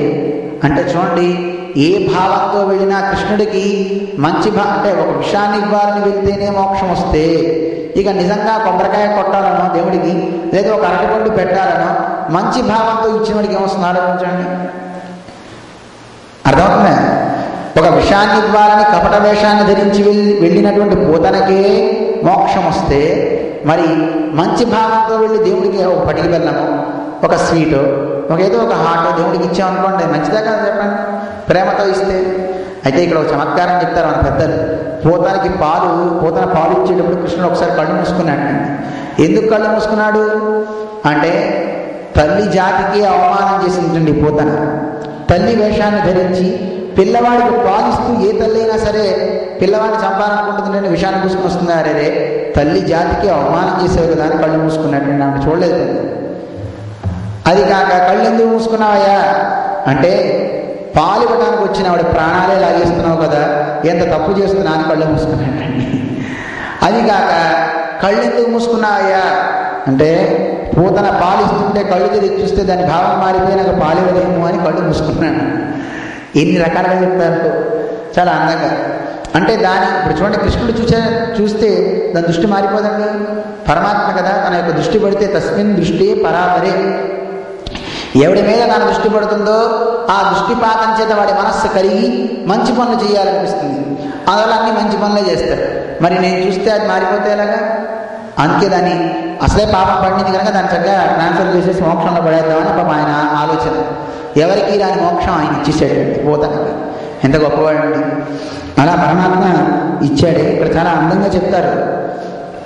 బాలహంత్రి ఎన్నో పిల్లల్ని చంపింది, ఇలాంటి రాక్షసికి నరకం తప్పింకోటి లేదనుకుంటే అంతమందిని చంపినటువంటి పాపాత్మరాలైనప్పటికీ కూడా కృష్ణుడిని చంపడానికి వచ్చి మోక్షాన్ని పొందింది. హరిగని చన్నులు గుడిపెడి తరుణుడు ప్రాప్తించు పదము దళపదవసమే. శ్రీకృష్ణ పరమాత్మను చూచి ఆయనకి పాలిచ్చినటువంటి వాళ్ళందరికీ కలిగేటటువంటి లోకాలు సామాన్యమా? ఎలాంటి వస్తాయి చెప్పడానికి వీలు కాదు. వాళ్ళకి ఇంత గొప్ప లోకం వస్తుందని చెప్పడానికి ఎవ్వరితనం కాదు. హరి ఆరగించుటకు అంటే శ్రీకృష్ణ పరమాత్మ ఆరగించడానికి పాము గురిసిన ధేనువులు ముక్తి కొనల భరించున్ చరించున్. ఈ గోవులన్నీ కూడా కృష్ణుడు కూడా పాలిచ్చే గోప వనితలే కాదు, ఆ గోకులంలో ఉండే ఆవులు కూడా పాలిస్తున్నాయి కదండి మరి కృష్ణుడి కోసం. మరి వీటి సంగతి ఏమిటో చెప్తున్నారు. ఇవన్నీ కూడా, ఈ గోవులన్నీ కూడా కృష్ణుడికి ఇచ్చినటువంటి పాలు ఇచ్చినటువంటి ఈ గోవులన్నీ ముక్తి కొనలు అంటే ఆ కొసలలో వెళ్ళి తిరుగుతున్నాయిటండి. గోవులన్నీ కూడా చెరిస్తున్నాయిటండి. ఎంత అందంగా చెప్తున్నారు చూడండి. అంటే గోవులే తిరిగితే ఇక మనందరం కృష్ణుడికి అలా ఇస్తే దేవుడికి పాలు పడతాం, కానీ పట్టేయడంలో భావం చూడాలి. మన కాంచీపురంలో వరదరాజస్వామి సన్నిధిలో ఒక మహానుభావుడు ఉన్నారు. ఆయన నడాదూరు అని ఆయన ఊరు అనమాట. ఆయన పిలుస్తారు. ఆయన దేవుడికి పాలు పట్టేటప్పుడు పాపం అప్పుడు ఆలస్యం అయిపోయింది, కోవెల కట్టేయాలి గబగబా. కానీ గబగబా ఇంకా వేడిగా ఉన్నాయి, వేడి పాలు దేవుడికి ఎలా పెట్టాలి అని ఆ పాలను ఇలా కొడుతున్నారు 2 గ్లాసుల్లో. అయినా చల్లారట్లా, నోటితో ఊపినట్టు. నిజానికి అలా ఊదకూడదు కదండి. నోటితో ఊపితే ఎప్పుడైనా సరే మన ఎంగిలి పడుతుంది కనుక అది పనికిరాదు. చాలామందికి అది అలవాటు అండి, ఉఫ్ అని ఊదుతూ ఉంటారు. అలా ఊదకు చెయ్యడ్డు పెట్టుకుని ఊదాలి ఉఫ్ అని. అగ్నిని కూడా అంతే, అగ్ని మండకపోతే ఉఫ్ అని నోటితో ఊదకూడదు. అగ్ని దైవం కనుక దాని నోటితో ఊదితే నీ తుప్పర్లో పడితే మంచిది కాదు. అగ్ని కానీ అలాగే నీళ్ళల్లో కూడా అంతే. చాలామంది నీళ్ళల్లో స్నానం చేస్తూ జలకాలు ఆడుతూ ఉంటారు. ఆడుతూ నదీ స్నానం చేసేప్పుడు నోట్లో నీళ్లు పోసుకొని ఒకసారి నీళ్ళల్లోనే ఉమ్మేస్తారు. అలా ఉమ్మకూడదు. ననిష్ఠీ వేదం చెప్తుంది, నీళ్ళల్లో నాప్సు మూత్రపు రీషంకురు యాద్, నీళ్ళల్లో 1-2 వెళ్ళకు. నదీ స్నానం చేస్తూనే నీళ్ళల్లోనే నీళ్లు వదిలేస్తాడు. పునీతం అవ్వాలని వెళ్తే దాన్ని పాడు చేస్తాడు. చేయొచ్చిన అలాగా చేయకూడదు కదా. నీళ్ళల్లో ఉమ్మకు. మరి ఏం చేయాలి? ఒకవేళ నీళ్ళల్లో ఉమ్మాలంటే చెయ్యి అడ్డు పెట్టుకుని చేతి నుంచి నీళ్ళు వదలాలి. అందుకని డైరెక్ట్గా వదలకూడదు. అగ్ని అయినా సరే వేట్లైనా సరే ఒక నియమం ఉంది. అందువల్ల పాలు ఈయన పట్టేటప్పుడు ఉఫ్ అని ఊత్తూ పడితే అందరు తిట్టేట, దేవుడికి అలా పట్టొచ్చినా తప్పు కదా అని. కానీ అలా పెట్టి దేవుడికి ఆరోగ్యం చేసేటండి. ఆరోగ్యం చేసి చల్లార్చి అంటే మరీ చల్లగా ఉండకూడదు, మరీ వేడిగా ఉండకూడదు. దేవుడికి నువ్వు తాగడానికి ఎలా వీలవుతుందో అలా వేడి చేసి పెట్టాలి దేవుడికి. బాగా మసిలే కాలే పెడితే మూగ పిల్లలు పుడతారటండి. అందుకే బాగా వేడిది పెట్టకూడదు. అలా మరీ చల్లారినవి పెట్టకూడదు. సమంగా ఉండాలి. నువ్వు తినడానికి ఎలా ఉందో తగినదో అది చూసుకుని పెట్టు. అలా ఆరగింపు పెట్టాడు. అలా ఈ పిల్లవాడు ఆరగింపు చేసి వస్తుంటే దేవుడు పిలిచేట, అమ్మా అని పిలిచేట, అమ్మా అని పిలిచేట. ఎంత గొప్పదనా అండి. అందుకే అప్పటి నుంచి ఆయన నడాదుడు అమ్మాళ్ళు అని పిలుస్తారు మన సంప్రదాయంలో. ఆ మహానుభావుడు దేవుడి చేత అమ్మ అని పిలవబడ్డాడంటే ఎంత గొప్పదనా అండి. మనము దేవుడికి పాలు పెడుతున్నాం, మరి మన ఎందుకు పిలవట్లేదు దేవుడు కదండి. ప్రేమ చూపాలి ఆరాధనలో. నువ్వు చేసే ఆరగింపప్పుడు, స్నానం అప్పుడు భగవంతుడిని కుమారుడు అవ్వాలి. నీ పిల్లవాడికి నువ్వు ఆహారం ఎలా పెడతావో గోరుముద్ర కొసరి ఆరగింపు చేయాలి తప్ప ఆరగింపు చేసేది ఓ అని చేయాలి రూపం అంటే దడుచుకుంటాడు దేవుడు కదండి. ఆరగింపు చేస్తారు కొంతమంది ఇళ్లలో చూస్తూ ఉంటామండి. ఓం అంటారు. పాపం దేవుడు చిక్కితే దవడ పగిలిపోతుందండి పాపం. అలా చేతిలో వచ్చిన అందుకే దేవుడికి నివేదన పెట్టేటప్పుడు మనకి ముద్ర చూపుతారు. స్వామి చెప్తూ ఉంటారు కదా, మృగముద్ర చక్కగా పెట్టి గోరు ముద్ర తల్లి ఎలా తినిపిస్తుందో కుడి చేతికి నోటికి చిన్నగా అందించు.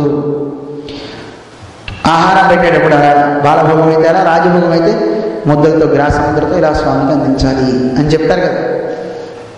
ఇలా పెట్టాలి నివేదన. అందువల్ల చేసే భావనలో ఒక మంచి ఆరాధనలో మంచి భావం ఉండాలి. ఆ భావంతో చేసే పూజ వల్ల మంచి ఫలం కలుగుతుంది, దేవుడు ప్రసన్నుడవుతాడు. ఆ రకంగా మంచి భావన కలగాలి. అలా మంచి భావనతో వాళ్ళంతా ఇచ్చారు. అంటే పూతన కూడా మంచి భావంతోనే ఇచ్చిందండి. కృష్ణుడు చనిపోవాలని ఇచ్చింది. అయితే ఆవిడ ఏమనిచ్చిందో తెలిసినండి, చనిపోవాలి అంటూ ఇచ్చింది జపాలు. యద్భావం తద్భవతి అని ఎవరు ఏ భావంతో ఇస్తే వారికి ఆ భావం కలుగుతుందండి. మరి ఏమనుకుంది ఈ భావన? చనిపోవాలి, అందుకే పాలిస్తున్నా, చనిపోవాలి. ఎవరు చనిపోవాలో చెప్పలేదు, అందుకే ఆవిడ పోయింది. ఆయన అప్పుడే వచ్చిన వాళ్ళు కదండి, అందరినీ ఉద్ధరించడానికి వచ్చాడు కదా. అందువల్ల చనిపోవడం అంటే ఎవరు తెలిసిన జనిపోవుట, జని ఇక్కడి నుంచి వెళ్ళిపోవుట, దాన్నే చనిపోవుట ఏంటంటే మనం పిలుస్తూ ఉంటాం కదా, చనిపోయారండి అని. చనిపోవడం అంటే ఏమిటి? శరీరాన్ని వదిలి జనిపోవుట, దీన్ని వదిలి వెళ్ళిపోవుట అని అర్థం అంట. ఇప్పుడు ఎవరన్నా దగ్గరికి వెళ్ళి చనిపోవుట అని అన్నాం అనుకోండి, ఏం బాబు అంటారండి, తెలియదు వాడికి. చనిపోవుట చెప్పాలి, చచ్చారు అంటే ఇంకా బాగా అర్థమవుతుంది ఎవరికైనా. అందువల్ల మంచిగా చెప్తే ఎవరికి అర్థం కాదు. అందువల్ల ఆ భావంతో వచ్చింది కనుక ఏ భావం ఎవరిలో ఉంటే ఆ భావాన్ని అలాగే చేస్తాడండి పరమాత్మ. ఎవడిలో ఏ భావం పెట్టుకుని వస్తాడో అంటే ఒకళ్ళు ఎప్పుడు అందరూ నా వల్ల అందరినీ బాధ పెట్టాలి, కష్టపెట్టాలనుకుంటే వాడు కష్టపడతాడు, వాడు నాశనం అవుతాడు. అందరినీ నాశనం చేయాలనుకున్నవాడు వాడు నాశనం అవుతుంటాడు. మనకి ఉదాహరణకు చెప్తూ ఉంటారు. మన ద్రౌపదిని నిండు సభలో ఆవిడ వస్త్రాలన్నీ తీసేసి ఆ సౌందర్యాన్ని చూడాలనుకున్నట్ట. అలా అనుకున్నారు కనుక వాళ్ళకి ఆ పాపం చుట్టుకుంది. కౌరవులు ఈ వస్త్రాలని దుశ్శాసనుడు తీశారు కదా, బోల్డ్ని పట్టు చీరలన్నీ వచ్చేసినాయి, బెనారస్ చీరలు వచ్చినాయి, పట్టు చీరలు వచ్చినాయి, బొమ్మనా సిల్క్స్ వారి, చందనా సిల్క్స్ వారి, ఎన్ని వచ్చినాయో బట్టలు. ఆ బట్టలన్నీ మడత పెట్టుకుని తీసుకెళ్ళారు. డబ్బు ఎన్ని బట్టలు అని కౌరవ పత్నులంతా కూడా 100 మంది కూడా ఈ బట్టలన్నీ వాళ్ళ సుట్కేసుల్లో పెట్టేసుకుని వాళ్ళ బట్టలన్నీ దాసి జనానికి ఇచ్చేసారటండి. పాండవులు అరణ్యవాసం అయిపోయారు కదా అని చెప్పి ఏం చేశారు వీళ్ళు? వెంటనే అందరికీ తదియారాధన పెట్టుకున్నారు. వంటలు మేమే వడ్డిస్తామని ఆ బట్టలు కట్టుకుని అందరికీ వడ్డిస్తున్నారు. కౌరవ పత్నులంతా మరి అవి దేనివల్ల వచ్చాయి? ఆ బట్టలన్నీ మాయ చేత వచ్చాయి కదండి. మాయవాడు సృష్టించింది మళ్ళీ ఎంతసేపు ఉంటుంది, అది కాసేపు అయితే పోతుంది. వీళ్ళు వడ్డించే సమయంలో ఆ బట్టలన్నీ మాయమైపోయినాయండి. అందరూ చూస్తున్నారు, అయ్యో ఏం చేయాలి, ఆ గిన్నెలంటే అక్కడ పడేసి పరుగు ఒళ్ళు దాచుకుని అక్కడ దాచుకుని ఇక్కడ దాచుకుని లోపలికి పోయి పెట్టెల్లోకి వెళ్ళి ఇంకో బట్టలు ఉన్నాయని చూస్తే ఆ బట్టలే ఉన్న బట్టలు ఏమో దాసిన జనానికి ఇచ్చారు, దాసిన జనానికి మళ్ళీ ఆ బట్టలు కట్టుకోలేదు. ఈ కొత్త ఉన్న బట్టలు ఎక్కడికి పోయినాయి. అందుకే మాయ చేత వచ్చినవి ఏవి పట్టుకోకూడదండి. అవి కట్టుకుని ఊళ్ళోకి వెళ్ళామా అంత సంగతులు, ఆ సంవత్సరం ఇచ్చారు, ఈ సంవత్సరం ఇచ్చారు. మాయ చేత వచ్చినవి కట్టుకోకండి, అయిపోతే మళ్ళీ నవ్వుతారు. అందువల్ల అలా అయిందండి. అంటే మామూలుగా ఇస్తే పర్వాలేదండి, మాయ సలాదిసిలా ఇస్తే డేంజర్ అండి. మరి ఆ మాయ చేత వచ్చే కనుక ఆ బట్టలు అంతే అవుతాయి. అయితే వీళ్ళకి ఇలా జరగడానికి గల కారణం ఒకటి, వీళ్ళు భావించారు ఆయన ద్రౌపదిని అవమానించాలి అని. ఆ అవమానం వీళ్ళకే వచ్చింది. పరమాత్మ అలా చేస్తాడండి, ఎవడు ఏ కుచ్చిత భావం కలిగి ఉంటాడో ఆ కుచ్చిత భావం వాడికి జరుగుతుంది. అదే నువ్వు మంచి భావం పెట్టుకుని అందరికీ మంచి చేయాలనుకుంటే మంచి నీకు జరుగుతుంది. అర్థమవుతుందా? చనిపోవాలని అవ్వపోయింది. మంచి అవ్వాలనుకుంటే అది నీకు అవ్వచ్చు, వాడికి అవ్వచ్చు, అందరికీ మంచి అవ్వాలి. అందుకే ఎప్పుడు పలువురి యొక్క క్షేమాన్ని. అందుకే మన భారతీయ సంస్కృతిలో మిగతా ఏ సంస్కృతిలో ఎక్కడా కనపడదు, మన దగ్గర కనపడుతుంది. పూజ ఎంత గొప్ప పూజ చేస్తాడు, ఎన్నో కొన్ని కోట్ల రూపాయలు ఖర్చు పెడతాడు, ఆరాధన చేస్తాడు. ఆరాధన చేసి చివరికి ఏం చెప్తాడు వాడు? లోకా సమస్త సుఖినో భవంతు. ఎవరన్నా మిగతా సంప్రదాయాల్లో మిగతా సంస్కృతిలో ఎక్కడైనా ఇలా చెప్పడం ఉంటే మనం చూస్తాం ఏమో, మనైతే అక్కడ కనపడదు. అందుకే మన భారతీయ సంస్కృతికి అగ్రపీఠాన్ని వేస్తారు మన పెద్దలంతా కూడా, మిగతా వారంతా కూడా. ఎందుకంటే లోకమంతా బాగుండాలని కోరతారు, గోవులు బాగుండాలని కోరతారు, లోకమంతా బాగుండడానికి కావాల్సిన మంచి సజ్జనులు బాగుండాలని కోరతారు. అందువల్ల అలాంటి సంస్కృతి మళ్ళీ ఎక్కడా మనకి కనపడదు అని అంటారు. అటువంటి గొప్ప సంస్కృతి మనది.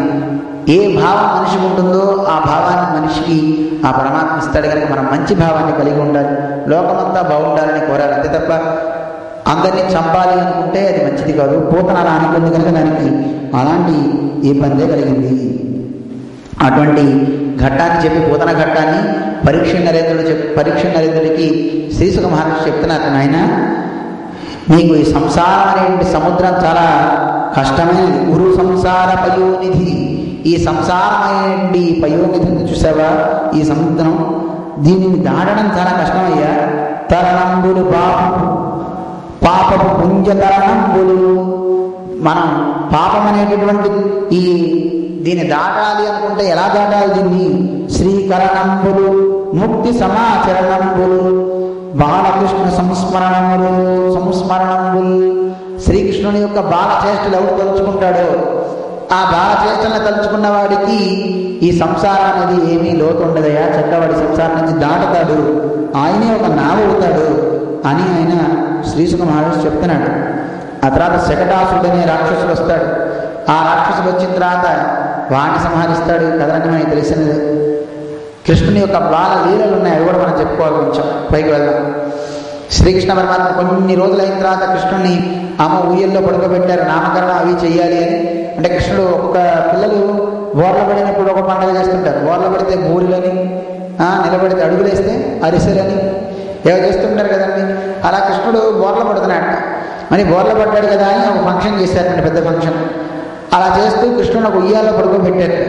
పడుకోబెడితే అంటే బండి కిందని చెప్తారు, మన పోతనామాచుల వారేమో మామూలుగా ఊయల్లో పెట్టారని చెప్పారు. మనకి బండి ఉంది, ఆ బండి కింద కృష్ణుడు పడుకుని ఉన్నట్ట. ఉన్నప్పుడు బాగా ఆకలి వేసింది. ఆ బండిలో ఒక రాక్షసుడు వచ్చాడు. వాడికి పేరు శకట అసుడ అని పేరు. శకటంలోకి ఒక అసురుడు ఆవహించాడు కనుక వాడికి పేరు శకటాసురుడు అని అర్థం. ఆ శకటాసురుడు అందులోకి వచ్చాడు. వచ్చి కృష్ణుడు ఆకలి వేస్తున్నట్టు, అమ్మ అందరూనేమో దూరంగా ఉన్నారు, అందరూ నీళ్లు పట్టుకుంటున్నారు, అక్కడ పండగలు చేస్తున్నారు, పిండి వంటలు వండుతున్నారు. ఈ లోపల ఆకలి వేసి కృష్ణ పరమాత్మ కాళ్ళు అటు ఇటు ఊపుతూ ఆ కాలు యొక్క దెబ్బ తగిలి ఆ బండి కాస్త విరిగి ముక్కలైపోయింది. అక్కడ ఒక రాక్షసుడు పడి చనిపోయి ఉన్నాడు. అది శకటాసురుడు కదా. శకటాసురుడు అంటే అర్థం ఎవరో కాదు. శకటం అంటే శరీరం. ఈ శరీరంలో అసురుడు అంటే మనమేనండి. మనం కూడా ఈ శరీరాన్ని ఆవహించి ఉన్నాం. మనకు కూడా ఈ శరీర బంధం పోవాలంటే కృష్ణ పాదం తగలాలి. కృష్ణ పాదం ఎవడికి తగులుతుందో వాడికి ఈ శకటం, ఈ శరీరం వదిలిపోతుంది. ఈ శరీరంలోంచి మనం విముక్తులు అవుతాం. అయితే అమ్మో, అయితే ఇప్పటి నుంచి శరీరాన్ని కృష్ణుడి దగ్గరికి వెళ్ళకూడదండి, పోయే సమయంలో వెళ్ళి తల పెడతా అనకండి. ఈ శరీరం ఎప్పుడు పోయినా మంచిదే అని ఇప్పుడు మనం పెట్టగానే పోతుందనేది కాదు. ఉన్నన్నాళ్ళు చక్కగా ఉంచుతాడు, మంచి భావంతో ఈ బండిని నడిపిస్తాడు. రాక్షస చేష్టితాలతో ఈ బండిని నడపడు, మంచి బుద్ధి కలిగి మంచి బుద్ధితో నడిచే బండిలా తయారు చేస్తాడు. అయితే ఇలా కృష్ణుడు పాదం తగిలి ఆ బండి కాస్త విరిగి ముక్కలైపోయింది. అయితే అందరూ వచ్చి ఏమైంది, అసలు ఇక్కడ ఎవరు లేరు కదా అని అడిగితే ఆ పిల్లలంతా చెప్తారట, కృష్ణుడు నాడించే పిల్లలు, అమ్మ ఇక్కడ ఏం జరిగిందంటే ఈ కృష్ణుడే బాలుడు ఆడుకొని ఏడుస్తూ ఏం చేశాడు, కాలెత్తిన తాకి యోగసగాని, కృష్ణుడు కాలెత్తి ఆ తగలగానే ఈ బండి ఎగిరి అవతలపడిందమ్మా, అంతేకాని ఇంకెవరు ఇక్కడ లేరు, మేమేం చేయలేదని ఆ పిల్లలంతా చెప్పారు. చెప్తే వరణి పిల్లవాళ్ళ మీద ఇలా అబద్ధాలు చెప్తారా అని వాళ్ళు అన్నట్ట, ఆ పెద్దవాళ్ళంతా బాలుడెక్కడ బండి ఎక్కడ, ఒరే మావాడు కృష్ణుడు రా, చిన్న పిల్లవాడు, వీడెక్కడ, ఈ బండి ఎక్కడ, ఎంత పెద్దది, ఆ బండి ఎంత పైకి వెళ్ళిందండి, నభోపాగంబుపై చేపడంగాలం తన్నుడ ఎక్కడ, ఆకాశం దాకా ఎగిరి కింద పడిందంటే వీడు చిన్న పిల్లవాడు కొడితే అవుతుందటాయా, వీడి కాలం ఉంది చిన్న కాలే, ఈ కాలుతో కొడితే అంత పైకి ఆకాశం దాకా ఎగిరిందంటే అని మీరంతా అబద్ధాలు చెప్తున్నారు అని వీళ్ళు గోపికలంతా అసలు ఏం జరిగిందని అడుగుతారు.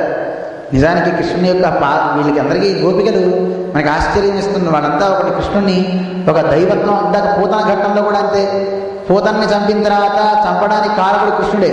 వీళ్ళంతా అన్నట్టు అబ్బో దేవుడు ఎంత గొప్ప కరుణామయుడు, మా పిల్లవాడిని చక్కగా రక్షించాడు ఈ దేవుడు అని చెప్పి గబగబా తీసుకువెళ్ళి ఆవు తోకను కృష్ణుడు చుట్టూతో తిప్పి తర్వాత ఆవు పేడను తీసుకుని ఆవు మూత్రాన్ని తీసుకుని కృష్ణుడికి రక్ష పెట్టారటండి.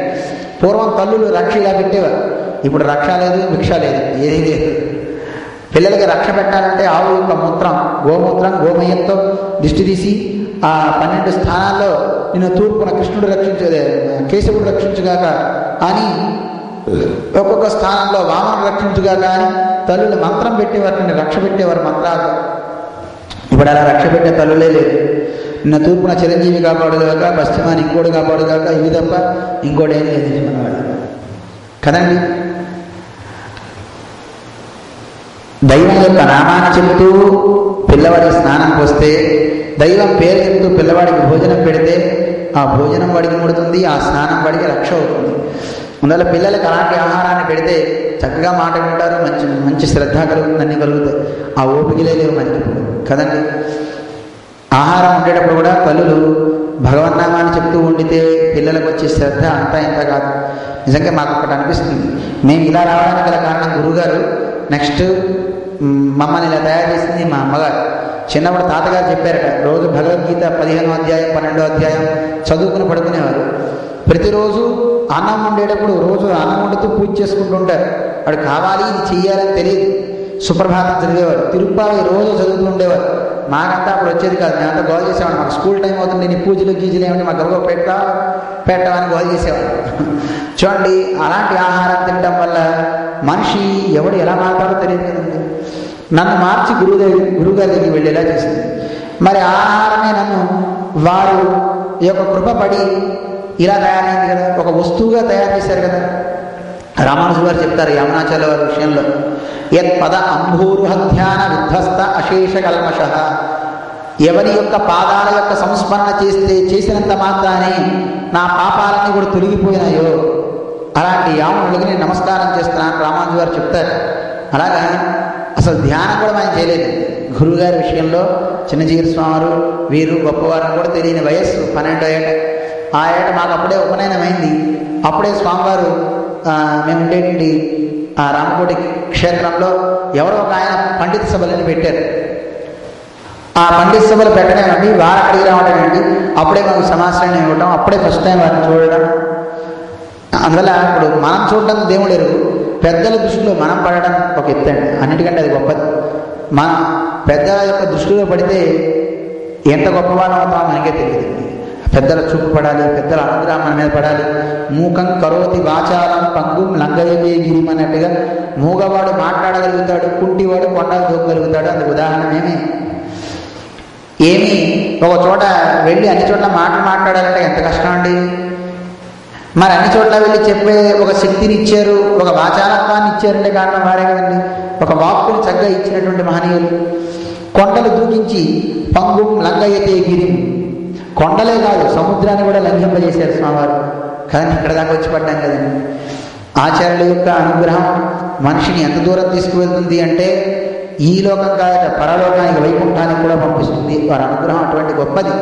పెద్దల దృష్టి, ఆ దృష్టిలో పడినటువంటి మహనీయులు అంటే ఎవడు పడతాడో వాడు మహనీయుడు అవుతాడు.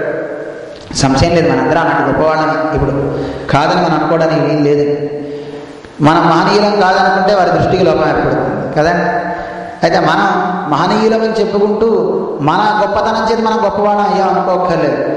పెద్దల యొక్క చూపు పట్టడం వల్ల మనం గొప్పవాళ్ళం అయ్యాం అనుకుంటే మనకు అది దోషం కాదు, అది గర్వం అంతకన్నా కాదు కదండి. అందువల్ల పెద్దల యొక్క దృష్టి పడాలి. అందుకే చిన్నపిల్లలు ఇప్పుడే ఏమొస్తారండి, వాడి తర్వాత వాడికి అర్థం కాదండి అనకండి. అర్థమైనా కాకపోయినా రా అని చెప్పండి. ధర్మం నేర్చుకోవడానికి పిల్లల్ని తీసుకురావాలి. ఒక మసీదుకి చూడండి, పిల్లవాడికి ఏం తెలిసిన 5 ఏళ్ల పిల్లవాడిని 3 ఏళ్ల పిల్లవాడిని మసీదు తీసుకుపోతారు. వాళ్ళ పిల్లల్ని చూడండి, వాళ్ళు వెళ్ళి అక్కడ ప్రార్థన చేస్తే వాడికి ఏమర్థం అవుతుందని వాడికి టోపీ పెడతారు. వాడి ధర్మాన్ని వాడికి చెప్పిస్తుంటారు. కానీ మన వాళ్ళు వీడు బొట్టు పెట్టుకోడు, పిల్లవాడికి బొట్టు పెట్టాడు. ఎలా వస్తుంది? ధర్మాన్ని ఎందుకు చెప్పకూడదు మన పిల్లలకి? మన పిల్లలు మాత్రం ఈ ధర్మాన్ని తెలుసుకుని వాళ్ళు బాగుపడద్దా? వాళ్ళకి మంచి రావద్దా? ఎందుకు మనం నేర్పకూడదండి? మా వాడికి రాదండి అంటే నేర్పు, రాకపోతే మాట్లాడి తీరు, లేకపోతే నీకు నాకు కట్టని చెప్పండి. ఎందుకు భయపడాలి? ధర్మం చెప్పడంలో ఎట్టి పరిస్థితుల్లో మనం లొంగడానికి వీలు లేదు. వాడికి కంపల్సరీ నేర్పి తీరవలసిందే, వాడికి అన్నీ తెలియవలసిందే. వాడు బాగుపడాలి. పరమాత్మ యొక్క అనుగ్రహం వాడికి కావాలి. ఆ బుద్ధి మారాలని భగవన్నామాన్ని స్మరిస్తూ మనం కూడా ఆహారాన్ని ఇద్దాం. వాడు చక్కగా మారతాడు. ప్రేమతో మంచి విశేషాలు చెప్దాం. మనం చేసుకుంటూ ఉంటే వాళ్ళే మారతారు. చేస్తూ వాళ్ళ దాంట్లోకి తీసుకురావాలి. అలాంటి స్థితి మనం వాళ్ళకి అలవాటు చేయాలి. అందువల్ల ఇక్కడ అలాంటి స్థితి మంచి పెద్దలు చేసేటువంటి ఆ స్థితి వల్ల అందరికీ మంచి దృష్టి పడుతుందండి. అందువల్ల మనకి లోకంలో అటువంటి స్థితి కావాలి. కానీ కృష్ణుడికి ఇది అవసరం లేదు. అంటే కృష్ణుడికి సాక్షాత్తు భగవంతుడైనా వాళ్ళ అమ్మ అలా రక్ష పెడుతుందటండి. భగవన్నామని చెప్తూ రక్ష పెడుతుంది. అందువల్ల రక్ష పెట్టేటప్పుడైనా ఆ రకంగా రక్ష పెట్టాలి. ఇంటి దిష్టి, పొరుగు దిష్టి, ఆ దిష్టి, ఈ దిష్టి, తుస్కు అనక్కర్లేదండి. ఇవేం చదవక్కర్లేదండి. భగవన్నామంతో చెప్పాలి చక్కగా. రోజు మీకు మొన్న చెప్పాం, బొట్టు పెట్టుకునేటప్పుడు ఏమేమి చదవాలి, రోజు మనం ఎలా పెట్టుకోవాలి, ఏం చేయాలి, భోజనం చేసేటప్పుడు ఏం చెప్పాలి, పడుకునేటప్పుడు ఏం చేయాలి, భగవన్నామాన్ని ఎలా తలుచుకోవాలి చెప్పాము కదండి. దుస్వప్నే స్మర గోవిందం సంకటే మధుసూదనం కంఠస్థం చేసుకున్నాం అనుకోండి. అప్పుడప్పుడు మాకు ఫోన్లు చేసి చాలామంది అడుగుతారు, ఏమంటే చెడ్డకాలు వస్తున్నాయి ఏం చేయాలండి అని. నన్ను అడగడం దీనికి చక్కగా గోవింద స్మరణ చేయమని చెప్తున్నారు కదా. అంత చదువుకున్న వాళ్ళే మనం అడుగుతారు. ఒకసారి చక్కగా అవి తెలుసుకుని చక్కగా మనం స్మరించుకుంటే అయిపోతుంది కదా. దుస్వప్నాలు ఎప్పుడైనా వచ్చాయా, గోవింద గోవింద అనుకుంటే ఆ స్వప్నాలు పోతాయి. అలాంటి స్వప్నాల యొక్క ఫలం మనకి అంటదండి. దుస్వప్నే స్మర గోవిందం సంకటే మధుసూదనం. సంకటకాలం వచ్చిందంటే చక్కగా మధుసూదన మధుసూదన అనుకో. ఒకవేళ ఔషధం వేసుకుంటున్నావా, వేసుకునేటప్పుడు విష్ణు స్మరణ చేస్తూ ఔషధం వేసుకో, నీకు మంచి జరుగుతుంది. మనకి ఎంత చక్కగా చెప్తున్నారండి ఇవన్నీ. ఇవి మనం చక్కగా అలవాటు చేసుకోవాలి. అలవాటు చేసుకుని ఇలాంటి పెద్దలు వాళ్ళు చేసే ప్రతిక్రియలోనూ అవి ఉంటాయండి. ఈవిడ యశోదమ్మ కూడా కృష్ణుడికి ఏ ఇబ్బందులు కలగకూడదని శకటాసురుడప్పుడు అలాగే చేసింది. అలాగే పూతన అప్పుడు కూడా కృష్ణుడికి అలాగే రక్ష పెట్టింది ఈవిడ అనమాట.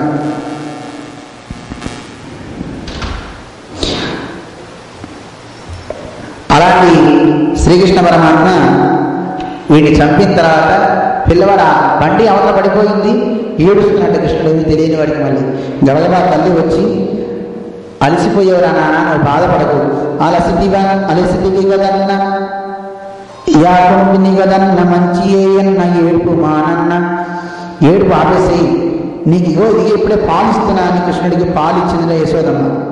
అలా ఇచ్చిన తర్వాత మళ్ళీ కొంతకాలానికి కొన్ని రోజులకి కృష్ణుని ఒళ్ళో పడుకోబెట్టుకోగానే ఈ లోపల ఒక తృణావర్తుడని ఒక రాక్షసుడు వచ్చేట.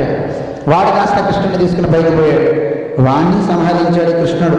పాపం అప్పుడు కూడా అమ్మ అనుకుందట, ఏ దేవుడు నన్ను రక్షిస్తున్నాడో నాకు తెలియట్లేదు, వీటన్నిటికీ కారణం ఆ పరమాత్మే అని అనుకుంటాను. కానీ వీడి కృష్ణుడే రక్షిస్తున్నాడు, తన్ని తాను రక్షించుకుంటున్నాడు అనేది తెలియట్లేదు.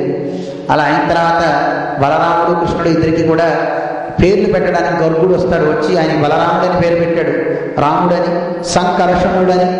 మన పిల్లవాడికి యశోద పిల్లవాడికి కృష్ణ అనే నామధేయాన్ని గర్గుడు పెడతారు. పెట్టి ఆయన చెప్తాడు, గర్గ మహర్షి చెప్తాడు, సామాన్యుడు కాదు ఈ కృష్ణుడు, సాక్షాత్తు కూడా పరమాత్మే అని గర్గుడు చెప్తాడు యశోదతో. కానీ అందరికి మాయ కప్పేస్తూ ఉంటుందండి. మళ్ళీ కప్పేస్తాడు పరమాత్మ. ఆయన మాయని ఎవరో తెలుసుకోలేమండి. లోకంలో మన అందరినీ ఉద్ధరించడానికి భగవంతుడు మానవ దేహధారిలో వచ్చినా ఆయన చూడగానే పరమాత్మ అనుకుంటాం, మళ్ళీ అదే క్షణంలో మళ్ళీ ఒక మానవుడు అనుకుంటాం. మనం గుర్తించే శక్తి మనకు ఉండదండి. ఇక కృష్ణుడు అడుగులు వేస్తున్నాడు. కృష్ణుడు పెద్దవాడు అయ్యాడు, చిన్న చిన్న అడుగులు వేస్తున్నాడు. ఈ అడుగులే యశోదమ్మ కష్టాలు తెచ్చిపెడుతుంది. కృష్ణుడు బలరాముడు ఇద్దరు ఆటలాడుతున్నారు. ఆటలాడుతూ అడుగులు వేస్తున్నారట. అడుగులు వేగలే అడుగులు వేగలిగి రెండడుగులని మన్న మిన్నువలమైన బాలండు. 2 అడుగులు వేసి అలా చిన్నగా నడక నడిచినటువంటి పిల్లవాడే 3 లోకాలని కొలిచేశాడే. అలాంటి పిల్లవాడు ఇప్పుడు అడుగులు వేయడానికి ఒకసారి అడుగులు వేస్తున్నట్ట, ఒకసారి పడిపోతున్నట్ట. లేచేటప్పుడు చూడండి, 2 కాళ్ళు 2 చేతులు మోకాళ్ళ మీద పెట్టుకొని చిన్నగా లేస్తున్నట్ట. లేస్తూ ఒకసారి టక్కల కింద పడిపోతున్నట్ట. ఇలా ఉండి నిలబడతాడు, లేవలేకపోతున్నాడు. ఒక్కోసారి ఏం చేస్తున్నాడు, మోకాళ్ళ మీద చేతులు పెట్టేసుకుని లేస్తూ కింద జారిపోతూ అక్కడ దూడ ఉంటుంది కదండి, లేక దూడలు ఉంటాయి కదా, ఆ లేక దూడలు తోకని గట్టిగా పట్టుకున్నట్టు ఒకసారి కృష్ణుడు. ఒకసారి ఆ దూడ మరి ఆవుతుందని పట్టుకోగానే గట్టిగా పరిగెత్తి ఆపుకోవడం చేతగా దాంతో పట్టి పరిగెత్తి అలా పడిపోయేవాడు కింద కృష్ణుడు. అలాంటి చేష్టం చాలా ఆనందాన్ని ఇస్తూ ఉండేటండి అది తలుచుకుని. ఒకసారి పాపం తెలియక బురదలో గిరిపడ్డాడు కృష్ణుడు. ఇలా పాపం తల్లి ఎత్తుకొని అతన్ని నిండా ముద్దు చేస్తూ చాలా అన్ని చక్కగా చేస్తూ ఈ కృష్ణుడు చేసేటి అడుగులు వేస్తూ ఉంటే పైన రంభ ఊరవశి మొదలైన వాడు అంతా నాట్యం చేయడం మొదలుపెట్టారు ఆకాశంలో. చాలా అందమైనటువంటి కృష్ణుని యొక్క ఘట్టాలు. వీళ్ళంతా ఆడుతూ కృష్ణుడు ఆటలాడటం మొదలుపెట్టాడు. ఆటలాడుతూ అందరికీ చెప్పాడు, ఇదిగో మనప్పుడు మన ఇళ్లలో చిన్నపిల్లలు ఆడుతుంటారు, ఇదిగో నేను పోలీసుని, మీరు దొంగలు అనుకుంటారే. కృష్ణుడు కూడా మొదలుపెట్టాడు, ఇదిగో నేను ఎవరన్నా తెలిసిన గోపవల్లభుడ నేను గోపవల్లభుడిని, ఈ గోవులన్నీ కాచే కాపర్ని నేను, గోవులు మీరని, మీరంతా ఆవులు, వెళ్ళండి వెళ్ళండి అని కర్ర తీసుకుని అందరినీ కొట్టేవాటండి. మీరు గోవులు, నేను వాటిందరినీ రక్షించేవాడిని అని వడి రంకె వేయించు వంగియాడు. రంకె వేస్తూ గట్టి ఐ, ఇప్పుడు గోవుని కాచేవాడు అంటుంటాడు, ఐ అంటుంటాడు చూసారా, అలా అంటూ వాటిని కర్రతో వదిలిస్తూ వెనకాల పరిగెత్తినట్ట కృష్ణుడు. వాళ్ళందరినీ గోవులు చేసేట. మళ్ళీ ఒకసారి అంటట, రాజును నేను, మీరంతా ఎవరు, భటులు మీరలు రండని, మీరంతా భటులు రండి, నా వెనకాల నడవండి అని కర్ర తీసుకొని అందరినీ వెనకాల రమ్మన్నట్టు నేను రాజు అంటాడు. ఇంకోసారి అంటట, నే తస్కరుడిని, నేను దొంగని, మీరింటి వారని, మీరంతా ఇంట్లో వారు, నేను దొంగని అన్నమాట అని కృష్ణుడు వాళ్ళందరినీ నిద్రపుచ్చి సొమ్ములు కొనుక్కోయి అలా ఏం చేసేవాడు, అందరినీ పడుకోమనేవాడు. నేను దొంగని, మీరంతా నిద్రపోతున్నారని చిన్నగా అడుగులు వేస్తూ వచ్చి ఆ మూట పట్టుకుని పోతుండేవాడండి. ఇలా ఆట ఆడేవాడు చిన్నప్పటి నుంచే దొంగతనం. తర్వాత నేను సూత్రధారి, మీరందరూ బహురూపులని, ఇలా ఒక్కొక్క ఆట చెప్పడానికి వీలుగా ఆటలన్నీ ఆడేవాడండి. ఆడుతూ ఉంటే ఇంకా ఈ ఆటలు ముదిరిపోయినాయి. కృష్ణుడు దొంగతనాలు ఎక్కువైపోయినాయి. గోపికలంతా వచ్చి కృష్ణుడి మీద కంప్లైంట్స్ ఇస్తున్నారంటే, ఎన్ని ఆటలు ఆడేవాడంటే కృష్ణ పరమాత్మ ఆడే ఆటలు చెప్పడానికి చాలా కష్టం అండి. ఒకసారి ఏం జరిగిందంటే వాళ్ళ అమ్మ పిలిచింది, రే ఆ అన్నయ్య ఆడుకోవడానికి వెళ్ళాడు, కాళింది పులినోదరేష ముసలి యావత్గత క్రీడితం. కృష్ణుడు యమునా నది దగ్గర మన బలరాముడు యమున దగ్గర ఆడుకోవడానికి వెళ్ళాడు కదా, రా ఇగో నీకు ఈ పాలు ఇచ్చేస్తే అన్నయ్య వచ్చేది కూడా తాగి. అమ్మ ఊరికే అతన్ని మాయపెట్టడానికి అందట, తావత్కారికం పయ పిబహరే, ఒరే ఈ పాలు తాగేరా, వర్ధిష్యతే దేశిక, నీ జుట్టు బాగా పెరిగిపోతుందిరా అబ్బాయి ఈ పాలు తాగి. అన్నయ్య వచ్చేది కూడా తాగేరాడంటే అన్నయ్య తాగేస్తాడరా. అమ్మ అప్పుడప్పుడు అంటుంది చూడండి, ఓ సున్నండి ఇచ్చిగో నీకే ఇస్తున్నా, అన్నయ్యకి చెప్పక మళ్ళీ వాడు వచ్చేస్తాడు ఇప్పుడు అంటుందండి అమ్మ. ఊరికే ఉత్తిగానే వాడు తినాలి అనే ఒక కోరికతో అమ్మ అంటుంది కదా. యశోద కూడా అలాగే కృష్ణుడని, నువ్వు ఈ పాలు తాగు, నీ చుట్టూ ఎంత పెరుగుతుందో అందటండి. ఇవన్నీ ఇచ్చి అన్నట్ట కృష్ణుడు అని ఆ పాలు తాగుతూ సిగని కొలుచుకుంటున్నట్టండి. ఒక పక్క పాలు తాగిన తర్వాత అన్నట్ట, అమ్మ చుంచెదు ఎదుగుదనచు లీలా చుంచుండై తనదు చుంచు చూపినట, అమ్మ ఏం పెరగలేదు అని గ్లాస్ కింద కొట్టేసేవాడండి, జుట్టు కొలుచుకునేవాట. ఇలా బాల క్రీడలు చాలా అద్భుతంగా చెప్తూ ఉంటారు. ఇంకా ఎలాంటిది అంటే ఒకసారిగా వాళ్ళ ఇంట్లో ఎవరు లేరు. అలా లేనప్పుడు కృష్ణుడు వెన్నని దొంగలిద్దామని వెళ్ళాడండి. మాట కైషనవనీతమిదం త్వదీయం, అక్కడ వెన్న తినడానికి వెళ్ళాడండి. వెళ్ళినప్పుడు అక్కడ అద్దం ఉంది, అద్దం తెలియదు. మొట్టమొదటిసారి ఆ అద్దం దగ్గర కుండ పెడితే ఆ కుండలో వెళ్ళి తీసుకుంటుంటే కరెక్ట్గా అవతల నుంచి ఇంకోటి ఎవడో చూస్తున్నట్టండి వెన్నని. అంటే ఈయనే అక్కడ రిఫ్లెక్షన్ తెలియట్లేదు. తెలియకపోతే వాడు చూస్తున్నాడు అని చూశాడు కృష్ణుడు. చూసాక అందులో కూడా ఏం చూసిందండి, ఓ బాబు వీడు నా అమ్మ చూస్తున్నాడు ఇలాగా అని ఏం తెలియట్లే కృష్ణుడికి. తంతా అని చూపించాడు, అది కూడా తంతా అని చూపించిందండి. అంటే వెంటనే వీడు ఎవడో నా అన్నగా ఉన్నాడని కృష్ణుడు అన్నంట, భ్రాత మావద మాతరం ప్రతి అన్న నా గురించి అమ్మతో చెప్పగే అంటున్నట్టండి. ఆ అర్థంలో వాడు కూడా ఇదే మాట అంటున్నట్టండి ఇలాగా చూపిస్తూ. ఇదేంటి నేను ఏం చేస్తే అది చేస్తున్నాను అనుకుంటున్నట్ట కృష్ణుడు. ఈ లోపల వాళ్ళ అమ్మ వచ్చిందండి. ఎరా వెన తింటున్నావా అంటే కృష్ణుడు చెప్పాడు, అమ్మ నేను కాదు అగో అందులో వాడు తింటున్నాడని వాడిని చూపిస్తున్నట్టండి. చూపిస్తూ మాత కయేషనవనీతమిదత్వదీయం లోభేన చోరయితు అద్య గృహం ప్రవిష్ట. ఇగో వెన్న తినడానికి వాడు మన ఇంట్లో దూరేడు వీడు ఎవడు అని అందరూ చూపిస్తున్నట్టు వాళ్ళ ఆశ్చర్యంతో చూస్తుంది. ఎవడరా వాడు అని. అందులోనే చూడు అందరూ ఎలా ఉన్నాడో చూడు, నా నాన్న కూడా కంప్లైంట్స్ చేస్తున్నాడు చూసావా అని చెప్తున్నాడు కృష్ణుడు. అమ్మ చూస్తుంది, అవునరా ఏం చేశాడు వాడు అని చెప్తాను. అమ్మ నేను చెప్పానే వద్దని నువ్వు కొడతామని చెప్పాను, మా ద్వారణన్న మనతే నేను వద్దురా అంటే వింటాడా, పెడుతూనే ఉన్నాడు కుండలో చెయ్యి అని. ఒకవేళ మయి రోషభాగి, నేను ఒకవేళ కోపం చేస్తే నా మీద కూడా కోపం చేస్తున్నాడు, ఏది అంటే అతను కూడా ఏది అంటున్నాడు, వేలు చూపిస్తే వేలు చూపిస్తున్నాడు ఇతను అని అతను కృష్ణుడు చేసినటువంటి ఘట్టాన్ని చాలా అందంగా చెప్తారు మన పెద్దలు. ఇంకా చిన్నపిల్లవాడిగా ఉన్నప్పుడు ఇంకా అడుగులు వేసే సమయంలో వాళ్ళ ఇంట్లో రత్నాలతో పొదిగినటువంటి గృహం కదండి, కిందంతా రత్నాలే ఉంటాయండి. ఆ రత్నాలతో ఉన్నటువంటి ఆ ఇంట్లో పాకుతున్నప్పుడు కృష్ణుడు వెళ్తున్నాడు. రత్నస్థలే జానుచర కుమార, ఆ రత్నస్థలంలో మోకాళ్ళ మీద పాకుతూ వెళ్తుంటే ఆ రత్నంలో ఒక్కొక్క రత్నంలో ఈ కృష్ణుడు కనపడుతున్నట్టండి. కనపడితే ఇక్కడ ఎవడో ఉన్నాడని వాడు పట్టుకు పీకుతున్నట్టండి. వాడు ఎంత పీకినా వాడు రావట్లేదు, చూస్తే ఏం రావట్లేదు. వాడు మళ్ళీ పీకుతున్నాడు, అందులోనే ఉన్నాడు, రావట్లేదు. సంకాంతం ఆత్మీయ ముఖారవిందం ఆదాతు కామ తదలాభకిన్న తదలాభఖేదాత్, అది లాగాలి అనుకుంటున్నాడు. ఆదాతు కామ వాడిని తీద్దాం అనుకుంటున్నాడు. ఆ అర్థంలో కనబడేవాడి కింద రత్నస్థలంలో వాడిని తీద్దాం అనుకుంటే రావట్లేదు కదండి. తద్ అలా అభకేదాత్, అది దొరక్కపోయేసరికి ఏడ్చేటండి కృష్ణుడు.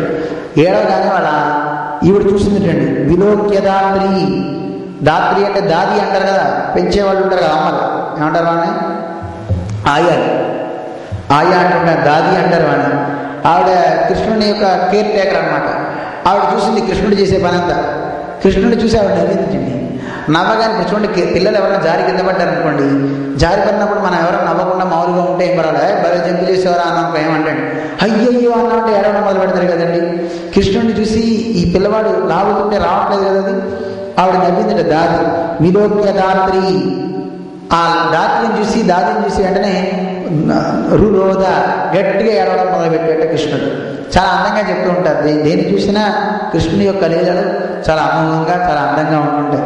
అయితే ఈ కృష్ణుడు చేసినటువంటి ఘట్టాలు అందరినీ, ఆ గోకులంలో ఉన్న వాళ్ళందరినీ ఏడిపించేటండి. అందరూ వచ్చారట కృష్ణుడు తల్లి ఈవిడ దగ్గరికి వచ్చి, ఏమా ఎలాంటి పిల్లవాడికి అన్నావు తల్లి నువ్వు, బాలులకు పాలు లేవని బాలెంతలు మొరలు పెట్ట, మా పిల్లలకి ఇళ్లలో పాలు లేవని ఇళ్లలో వాళ్ళంతా చెప్తుంటే మీ అబ్బాయి ఏం చేశాడో తెలుసా యశోదమ్మ, పక్క నవ్వి బాగా నవ్వేట వచ్చి, పాలు లేవా నవ్వి ఈ బాలుండాలను సేయచు, అక్కడ ఉన్నటువంటి దూడలన్నింటినీ ఇలా లాగేసి దూడలన్నింటినీ వదిలేసేట, అవన్నీ పాలు, ఆవు యొక్క పాలు తాగేసి మా ఇళ్ళలో పాలు లేకుండా చేశాడు పిల్లవాడు.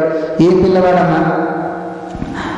ఇంకా ఏం చేశాడు, కడతి పడతి నీ బిడ్డడు మా కడవలలో ఉన్న మంచి కాగిన పాలు, ఆ మంచి కాగినటువంటి పాలు మిగడగట్టినటువంటి ఆ పాలన్నింటినీ కూడా తోడు పెడితే అవన్నింటినీ కూడా వాడు తాగడమే కాక తోడు మిగతా తోడు పిల్లలందరికీ పోసేసి, పోనీ కొంతమందికి పోసాడు, పోన్లే తాగాడు కదా అనుకుంటే వెళ్ళిపోతే అక్కడ పగలగొట్టి వెళ్ళిపోయాడమ్మా. ఇది ఎలాంటి పిల్లవాడు అమ్మా నీ పిల్లవాడు, ఎలాంటి వాడికి అన్నావమ్మా నువ్వు, వాటన్నింటినీ పగలగొట్టేశారు.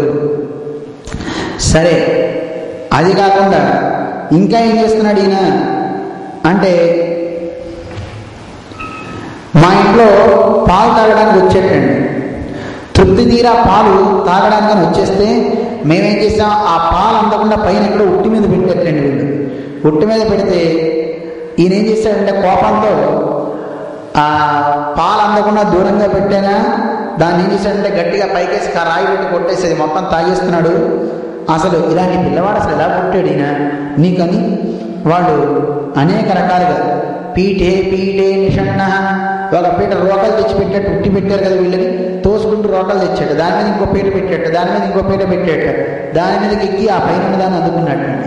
ఇంకో విచిత్రం ఏంటంటే, ఒక గోపికలంతా కృష్ణుడు వచ్చి ఇలా పాడు చేస్తున్నాడని అందరూ, ఒక గోపిక ఇంట్లో చాలా లైట్లన్నీ దీపాలన్నీ తీసి పెట్టేసింది, అసలు ఏమి కనపడకుండా చేసింది, దీపం కూడా ఆర్పి పడుకున్నారు, అసలు దీపం లేకుండా చీకట్లో పడుకోకూడదు, కానీ ఆవిడ చిన్న దీపం కూడా లేకుండా కట్ చేసేసి పైన ఎక్కడో పెట్టేసి పడుకుందండి, పాలు అవి అన్నీ పెట్టేసి పడుకుంటే మరి కృష్ణ పరమాత్మ లోపలికి వెళ్ళి తలుపు తీయగానే కృష్ణుడు ఫ్రెండ్స్ అంతా వెళ్ళారు, వెళ్ళి తలుపు తీయగానే అంత చీకటి, ఒరే ఈవిడ దీపం కూడా పెట్టుకోలేదు అని కృష్ణుడికి నవ్వు వచ్చి నవ్వాడు.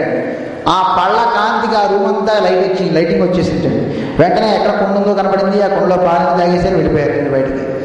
ఇలాగా పాలు తాగడమే కాదమ్మా మీ వాడు చేసిన పని ఏంటో తెలుసా, ఆ తాగినటువంటి ఆ మేగడిని తీసుకెళ్ళి ఆ ఇంట్లో ఉన్నటువంటి కోడల మూతికి రాసిపోయాడు, ఆవిడ తాగిందని ఆ అత్తగారు చితక బాగింది ఆ కోడలని, ఇలాంటి పనులు చేయించనేవాడు. ఇంకో గోపిక వాళ్ళ ఇంట్లో పాలు తాగకూడదని చెప్పి కృష్ణుడు వస్తే పట్టుకోవాలని గంటలు కట్టింది తలుపుకి, డోర్కి బయట గేటు దగ్గర, గేటు తీస్తే గంటల సౌండ్ అవుతుంది కదండి, కాలింగ్ బెల్ అనమాట. అక్కడికి వెళ్ళాక కృష్ణుడు వీళ్ళంతా తలుపు తీయడానికి వెళ్ళగానే గంట ఉంది, కృష్ణుడు చూసాడు, ఎవరే ఆగంటరా అన్నాడు, కృష్ణుడికి అన్ని కనపడతాయండి భలేగా, అనగానే గంట ఉంది, మరి ఏం చేయమంటావు కృష్ణ, నేను చెప్తా. ఆ గంట దగ్గరికి వెళ్ళి కృష్ణుడు ఉష్ అన్నట్టండి, తీస్తే అది ఏం మాట్లాడు, మరి కృష్ణుడు చెప్పాడుగా వినాలి కదా, ఆ గంట మోగల. ఆ లోపలికి వెళ్ళగానే ఎక్కడి ఏ ఇంటికి వెళ్ళినా దూడను వదిలేసి ఆవు పాలు తాగామని చెప్తాడు, దూడను వదులుదామని ఒకడు వెళ్ళాడు, అరే ఆగరా దాని మెడలో గంట కట్టారు, అది పరిగెత్తి పట్టుకుంటారు అని ఆ దూడ దగ్గర ఉన్న గంట దగ్గరికి వెళ్ళి ఉష్ అన్నట్టు తాళం తీశాడు, తాడు తీయగానే ఆ దూడ పరిగెత్తుకుంటూ వెళ్ళినా అదేం మోగలేదు, పాలు తాగలేదు దూడ. తలుపు తీస్తుంటే తలుపు దిగున్న గంట దగ్గర కూడా ఉష్ అన్నట్టు కృష్ణుడు, అది కూడా ఏం మాట్లాడలేదు, తలుపు తీసి లోపలికి వెళ్ళాడు. ఉట్టికి కూడా కట్టేటండి, ఆ ఉట్టి దగ్గర కూడా కృష్ణుడు ఏం మాట్లాడుతుంది అన్నాడు, మాట్లాడలేదు. అందరికీ వెన్న పెట్టాడు కృష్ణుడు. చివరికి ఆయన ఆరగిద్దాం అనుకున్నప్పుడు వీధిలో ఉన్న గంట దగ్గర నుంచి, గోవు దగ్గర ఉన్న గంట దగ్గర నుంచి అన్ని టంగంగా మోగడం మొదలుపెట్టాడు. కృష్ణుడు అక్కడ అక్కడ వారేసి పరిగెత్తేటండి, పరిగెత్తగానే ఆ రోజు రాత్రి గంటల మీటింగ్ పెట్టేట, గంటలందరినీ పిలిచాడు, రెండంతా అని. ఆ గంటలన్నీ వచ్చాడు. రాముగాడు తిన్నప్పుడు ఊరుకున్నాడు, వంశీగాడు తిన్నప్పుడు ఊరుకున్నారు, నేను తినేటప్పుడు ఎందుకు కొట్టాను అన్నట్టు. అయ్యా ఎవరు తినేటప్పుడు కొట్టడం మా డ్యూటీ కాదు, నువ్వు తినేటప్పుడు కొట్టకపోతే మాకు పనిష్మెంట్ ఉంటుంది, దేవుడు తినేటప్పుడు కొడతాం కదండి గంట, అదే నువ్వు తినేటప్పుడు కొట్టడం మా డ్యూటీ అయ్యా అంటే గంటలని ఏమంటాడు బాబా ఆయన. ఇలా ఒక లీల చాలా అందంగా చెప్తూ ఉంటారు మన పెద్దలు. ఇదే కాదు, ఇంకా ఎన్ని గొడవలు చేశాడంటే, ఒక ఇంటికి వెళ్ళాడు, ఇంటికి వెళ్తే ఆ ఇంట్లో వెన్న తినడానికి వెళ్తుంటే ఆ ఇంటి ఆవిడ ఆ పిల్ల అడిగిందట, బాబు నీ పేరేమిటి అని అడిగింది. ఆయన కృష్ణుడు తాగుతుంటే వెన్న తాగుతుంటే గట్టిగా లాగేసి ఉంటుంది, నన్ను లాగుతావా అని గోడ పెట్టి మొహం గీరేసి పారిపోయాడు. ఇలా మా పిల్లవాడిని గీరొచ్చున, పిల్లలు అప్పుడప్పుడు చూడండి వాడిని వద్దన పని చేసామంటే గీరేస్తుంటారు, గట్టిగా గిచ్చేస్తుంటారు, గట్టిగా అలా గిచ్చేసి కొరికేసాడమ్మా ఏ పిల్లవాడు తల్లి నీ పిల్లవాడు. అదే కాదు, ఇంకా అలాంటి వాడు బంతాట ఆడుకుంటూ మీ వాడు మా ఇంటి పెరట్లో బంతి పడితే ఆ బంతి కోసం గోడకు కూర్చోడు, మా చిన్నపిల్ల స్నానం చేస్తుంటే ఆవిడ ఆరేసుకున్న చీరని కాస్త పట్టుకు తీసుకుపోయాడు, ఆవిడ ఇంట్లోంచి బయటికి రాలేదు, బాత్రూమ్ నుంచి అక్కడే వెళ్ళి ఓ గోడ పెడుతుంది. ఏమిటి మళ్ళీ ఇలా చేయొచ్చు, నా చంటి పిల్లవాడు ఇవ్వండి, పిల్లవాడు ఇవ్వండి, ఇలాంటి బుద్ధులు ఇవ్వండి మీ పిల్లవాడికి. చిన్నవాడు కదండి, చేసే మాటలన్నీ భలే అందంగా ఉంటాయి. ఒక మాట చాలా అందంగా రాశారు కానీ చెప్పుకోవడానికి బాగుండదు.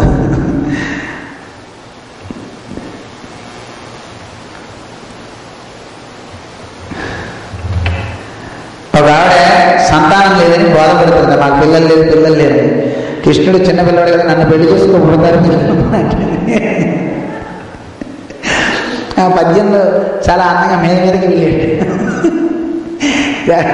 ఇలా రావచ్చునా, ఇలా ఉండొచ్చునా, వీడి పిల్లవాడేనా అసలు అని యశోదమ్మతో కంప్లైంట్ చేస్తున్నారు వాళ్ళంతా. మా పిల్లవాడు గోపికి ఇంకో గోపికి చెప్తున్నారు యశోదమ్మకి, మా పిల్లవాడు నిద్రపోతున్నాడమ్మా, అలసిపోయి ఆటలు ఆడి అలా నిద్రపోయి పిల్లవాడు పడుకుంటే వాడికి పెద్ద సిగలు ఉంటాయి కదండి జుట్లు, ఆ జుట్టును తీసుకెళ్ళి ఆవు యొక్క తేపకు కట్టేసేటండి, గట్టిగా లేకదోడికి కట్టేసి ఆ దూడను పుట్టాడు. ఆ దూడ పరిగెత్తుంటే వీడు కూడా పరిగెత్తున్నాడు, ఆ కింద ఈడ్చుకుంటూ తీసుకుపోతుంది, వాడు గోడ పెడుతున్నాడు, వామ్మో అమ్మో నాన్నో అని. ఇలా చేసి మా పిల్లవాడి ఒళ్ళంతా గాయాలు చేసేది నీ పిల్లవాడు. ఎన్ని అల్లరి పనులమ్మా, మీ పిల్లవాడు చేసేది. ఒక అమ్మాయి నిద్రపోతుందండి, ఒక స్త్రీ నిద్రిస్తుంటే తెరవజుకత నిద్రింపగా ఒక ఆవిడ నిద్రపోతుంటే తీసుకెళ్ళి కాళ్ళ చేతి తీసుకెళ్ళి మీద పడేసాడ. అది కుట్టి లబోదిబో అంటే మనవాడు అక్కడ నిలబడి నవ్వడం మొదలు పెట్టాట. ఏమా మా పిల్లేమో బాధపడుతుంటే మీ వాడేమో నవ్వడం తప్పు కదా, ఇలా పడేయచ్చునా మీ వాడు. చాలా అందంగా మంచి మంచి లీలలు కృష్ణుడు చేసినటువంటి అల్లరి పనులన్నింటినీ చెప్తాడు. వాళ్ళంతా కూడా ఓయమ్మ నీ కుమారుడు మా ఇంట్లను పాలు పెరుగు మన నీడమ్మ, మా ఇంట్లో పాలు కానీ పెరుగు కానీ ఒక్కటి ఉండనివిడమ్మా, మేము ఉండం అసలు ఈ ఊళ్ళో. ఎక్కడికైనా పోతాం, పోయేదం ఎక్కడికి పోయినాను, ఎక్కడికైనా వెళ్ళిపోతాం. ఏంటి చాలా గొప్పవాళ్ళనే, మీరు ఐశ్వర్యవంతులు అయితే అవ్వచ్చేమో, మా దగ్గర ఐశ్వర్యం లేకపోవచ్చు, పేదవాళ్ళం. మా ఇళ్ల మీద పడి మా ఇంట్లో ఉన్నవన్నీ ఇలా పాడు చేస్తే మేము ఎక్కడికి అవుతాము అంటే, ఇప్పుడే చిన్నపిల్లవాడు కదండి, చిన్నగా పెరుగుతున్నాడు కదా, ఇలాగ కంప్లైంట్ చేయడం మొదలుపెట్టారు అంతా కూడా. ఆ తర్వాత కృష్ణుడు వాళ్ళ అమ్మ నిరోధిస్తుంది కృష్ణుడిని. ఏం చేస్తుంది అనే ఘట్టాన్ని నిదానంగా క్రమంగా తెలుసుకుంటూ ముందుకు సాగుదాం. జై శ్రీమన్నారాయణ. హరయే నమః, హరయే నమః, హరయే నమః. శ్రీకాంతాయ కళ్యాణధరే హరేర్ధినాం శ్రీవేంకట నివాసాయ శ్రీనివాసాయ మంగళం. మంగళం కౌసలేంద్రాయ మహనీయ గుణాత్మనే చక్రవర్తి తనూజాయ సార్వభౌమాయ మంగళం. నీలాగ్రనివాసాయ విద్యాయ పరమాత్మనే సుభద్రా ప్రాణనాథాయ శ్రీజగన్నాథాయ మంగళం. సోచ్చిష్టమారుగంధగంధబంధుర్జిష్ణవే కృష్ణయుక్తనూజాయీ గోదాయీ నిత్యమంగళం. మంగళాశాసనపరైర్మదాచార్య పురోగమైః సర్వైశ్చ పూర్వైరాచార్యైః సత్కృతాయాస్తు మంగళం. జై శ్రీమన్నారాయణ.